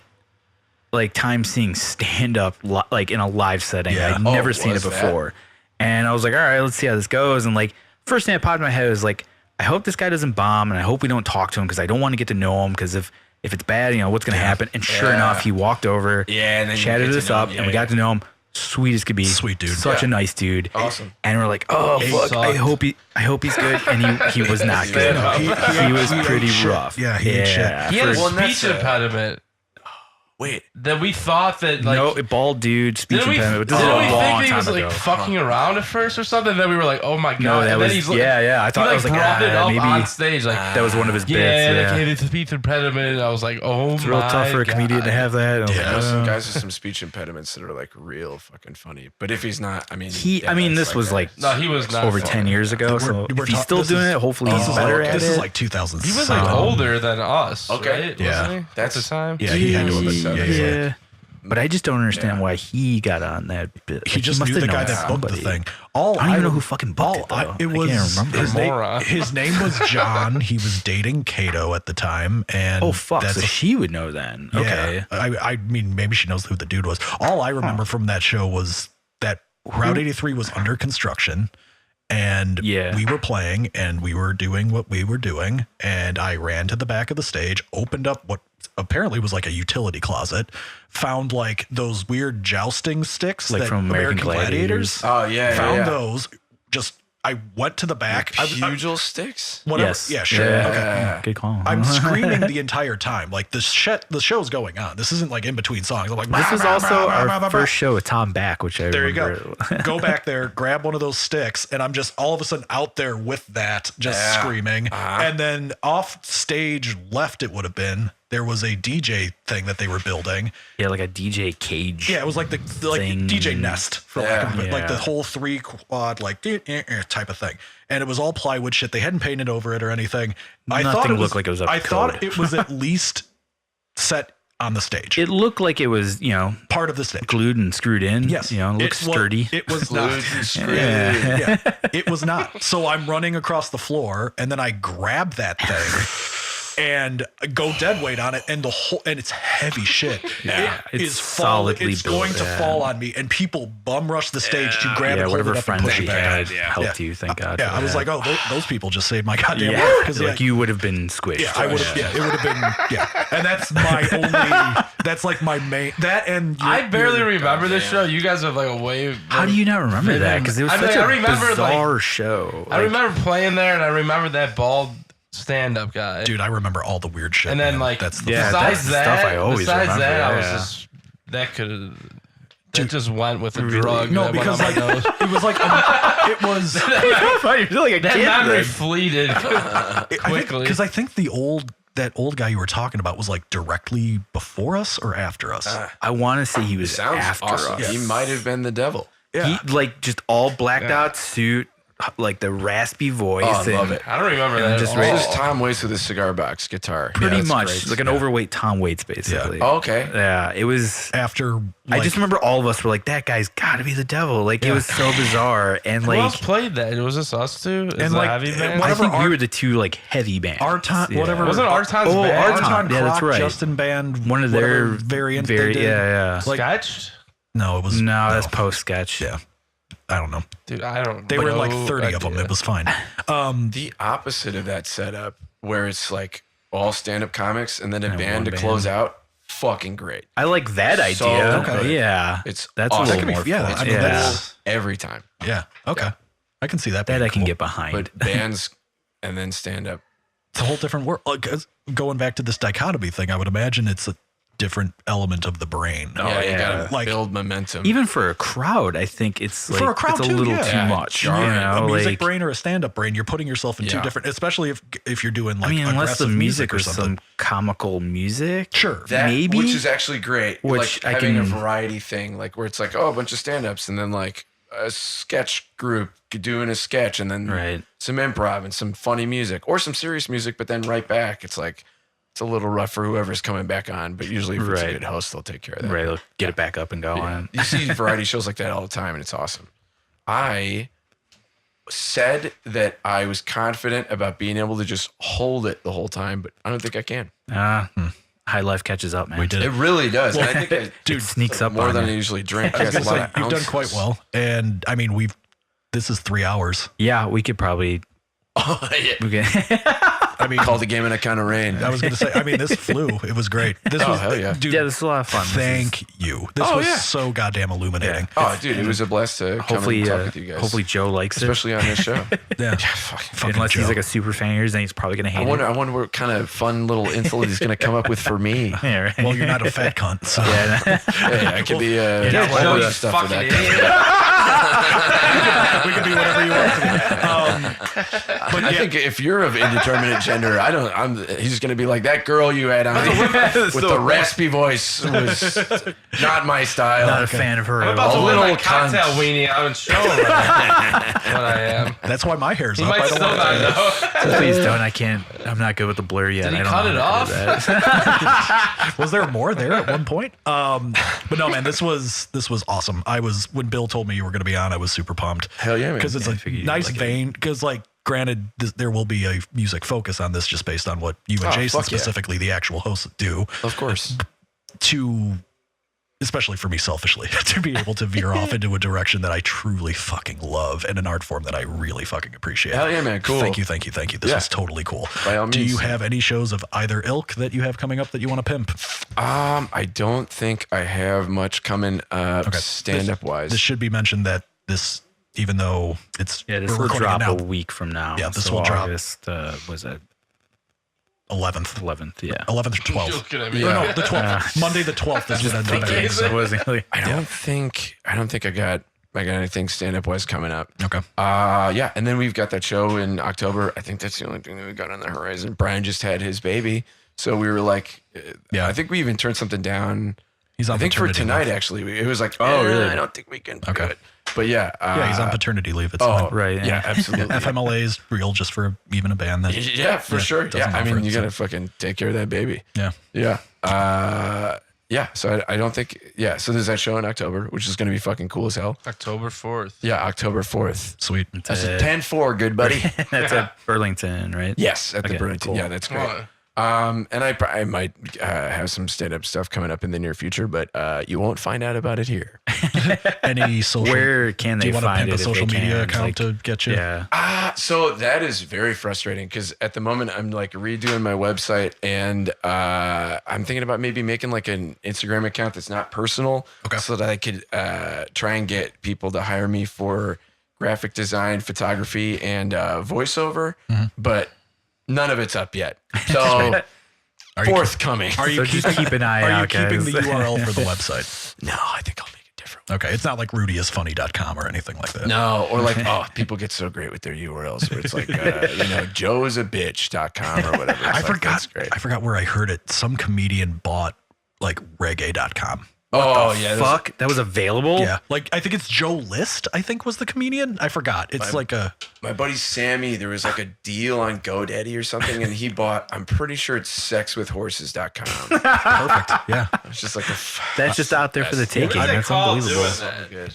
What? Buy Like, like websites up like that. Oh, yeah. People buy 'em so and then just many. sell It's 'em. Kind of kinda like bullshit. You can check that out on another podcast it's like called real estate. Reply All. It's quite the cool. It's great. It's a good app. Sweet. Thank you, man. Appreciate it. Hell yeah. It was a fucking blessed to be here. Dave, and then for you. Dave, anything you want to plug? Obviously, know. the show as well. Yeah, the 10-4. 10-4, good 10 buddy. 4 hell You guys yeah. don't have anything else lined We'll up? probably have a 316 show again. Oh, yeah. Please do. We should. I want to see That'd that be again. a blast to go on and be doing a 316 show. Maybe we could do it at the Burlington again, and I could research some more stuff that Steve Austin actually says so that, if guitar had a problem or there was an issue with a pedal that I could actually say more than like the same 3 sentences. Because I thought it was just going to be like, all right, this next one is coming to you real hard and real fast. Let's do it. Give me a hell yeah. But then, when you got a vamp like this for 4 or so minutes, you got to talk about having a beer belly. I would have given anything for you to answer all the questions I asked you earlier. We're gonna have to Just do do it the whole over thing again. like Let's this. start over. Yeah. Just fake like you're having Stone Cold on and be like, hey, the camera's not working, but we got like a cool guest on. Just reboot this thing. fucking Start over. Stone Fuck. Cold. Can you Yeah. do Just have you redo everything over again. Who's What's that crazy guy that has InfoWars? What's his name? Oh, Alex Jones. Jones. I haven't like worked on an Alex Jones, but that would be a fucking blast. That'd be a good one to It's have. like, and he's got like a real distinct way of speaking where like all of his like S's are Yeah. SH. Yeah, he's about to stroke out at any Oh moment. yeah. He's about to Yeah. Colonial Silver. He's always just like yelling. Yeah. Frogs are turning kids gay. Wasn't Frogs that are the thing? turkeys. Yeah. Yeah, that was the thing. Sucking vampires. What was the thing about the pickles and Hillary? What was that? That was another one. She couldn't open the pickle jar. That's right. Jeez. And I mean, like, you got this like dialed in real nice, and he's on that like RE20 or whatever. Right, yeah, And like yeah. it's just super crunchy. And you always, yeah. I mean, Oh the my best God. thing he he's ever fun to did do. was that in court. I think we talked about this already. In court. He had to go to court, and he Yeah, for couldn't custody remember of his kids or whatever. his child's name. Oh my God. And his excuse to the judge was that he had a big bowl of chili before I did that. not hear about And that's that. why I couldn't remember his kid's name. He got the itis. And I was like, you, sir, are a god. Wow. It's your inspiration. Oh, Jesus. should have seen this thing. Anything you want to plug? terrible Alex Jones, but that'd be great too. I should work on that fucking guy. He's been a lot of fun to You do. got time. He's still mildly relevant still. Yeah. They haven't completely shut him off the internet. No, I Hasn't have. fucked with planners yet. There's still time. We'll get you. No, I've got nothing. I never have anything. That's, yeah. Again, Maybe something would have popped up by now. no, never. No. You know this is coming every episode. I know, and I still don't have anything to do. Aside, Just I made this. catatonic use. This joke will be on, I think, probably the art time. No, it dropped on the last one. I just am in a cocoon, and then Bill goes, "Hey, Jason's on tour," and then I Get on over. and then I burst out of the cocoon, and I show up here on a Sunday, and I Fuck record. yeah, that's sick. Yeah, that's pretty out, much yeah. that's where I'm at this point. And yeah, until like if something truly concrete happens with that reunion show, other than that, like I don't do anything. So, Yeah, nothing really concrete about it right now. Yeah, which but we fine. are talking. Yeah. Most of us, except for Mike right now, it's the only dude that's MIA. Yeah. Unfortunately, I'll have to put a little more effort to get a hold of him, I guess. But yeah, that's like a whole other thing for something later. yeah, that's a whole future life. So Roman Ring has nothing going on, and then Something Is Waiting has some shows coming up. We just announced something with Brain Tentacles at Empty Bottle, I think at some point. September 4th. Thank you. Why do you know that? I just do. Man, that's good. 9-4-10-4. And I think there's some other stuff too, and there's some out of state stuff too. So keep an eye out for that for those of you. Maybe we're playing Ohio, maybe I'll see you, Joe. That'd be great. Old Squiggly Joe. But yes, thank you so much for being here. It was a blast. Thanks so much for having me. great. It was fucking cool as hell to hang out and talk. Yeah. Dave, always a pleasure. fuck to come down. Thanks for hosting the table. Jack, thank you as always. Thank you. And thanks for everybody that listens and views this and comments and all that fun stuff, especially you, Joe. I'm looking at you, buddy. And now here's those same two chicks singing Amphetamine. Thank you. Now that we're recording this, I'll have it.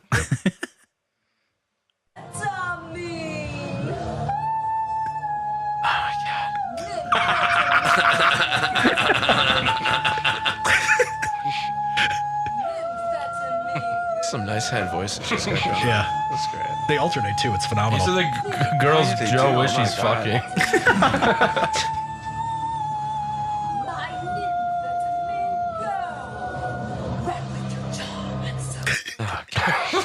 Thanks, guys. Hey guys, thanks for tuning in. Like, subscribe, comment, and share the show. And there's going to be previous episodes and subscribe button links in various parts of your screen, so make sure to check that out. Hey guys, thanks for tuning in. And remember to like, subscribe, comment, and share. And there's going to be previous episode links and subscribe button links in various parts of your screen. So, try to check that out. And remember that I'm not going to rest until I find the truth about the thermite paint on those beams. You can just see Victor. That was amazing. Lock and loaded, my friend. Hey guys, thanks for tuning in. Remember to like, subscribe, comment, and share. And there will be previous episodes and subscribe button links in various parts of your screen. I don't know what any of that means, but they're asking me to read it. So make sure to do that. I'm an old man. I'm a generic old guy. Hey guys, thanks for tuning in. Remember to like, subscribe, comment, and share. And there will be previous episodes and subscribe button links in various parts of your screen.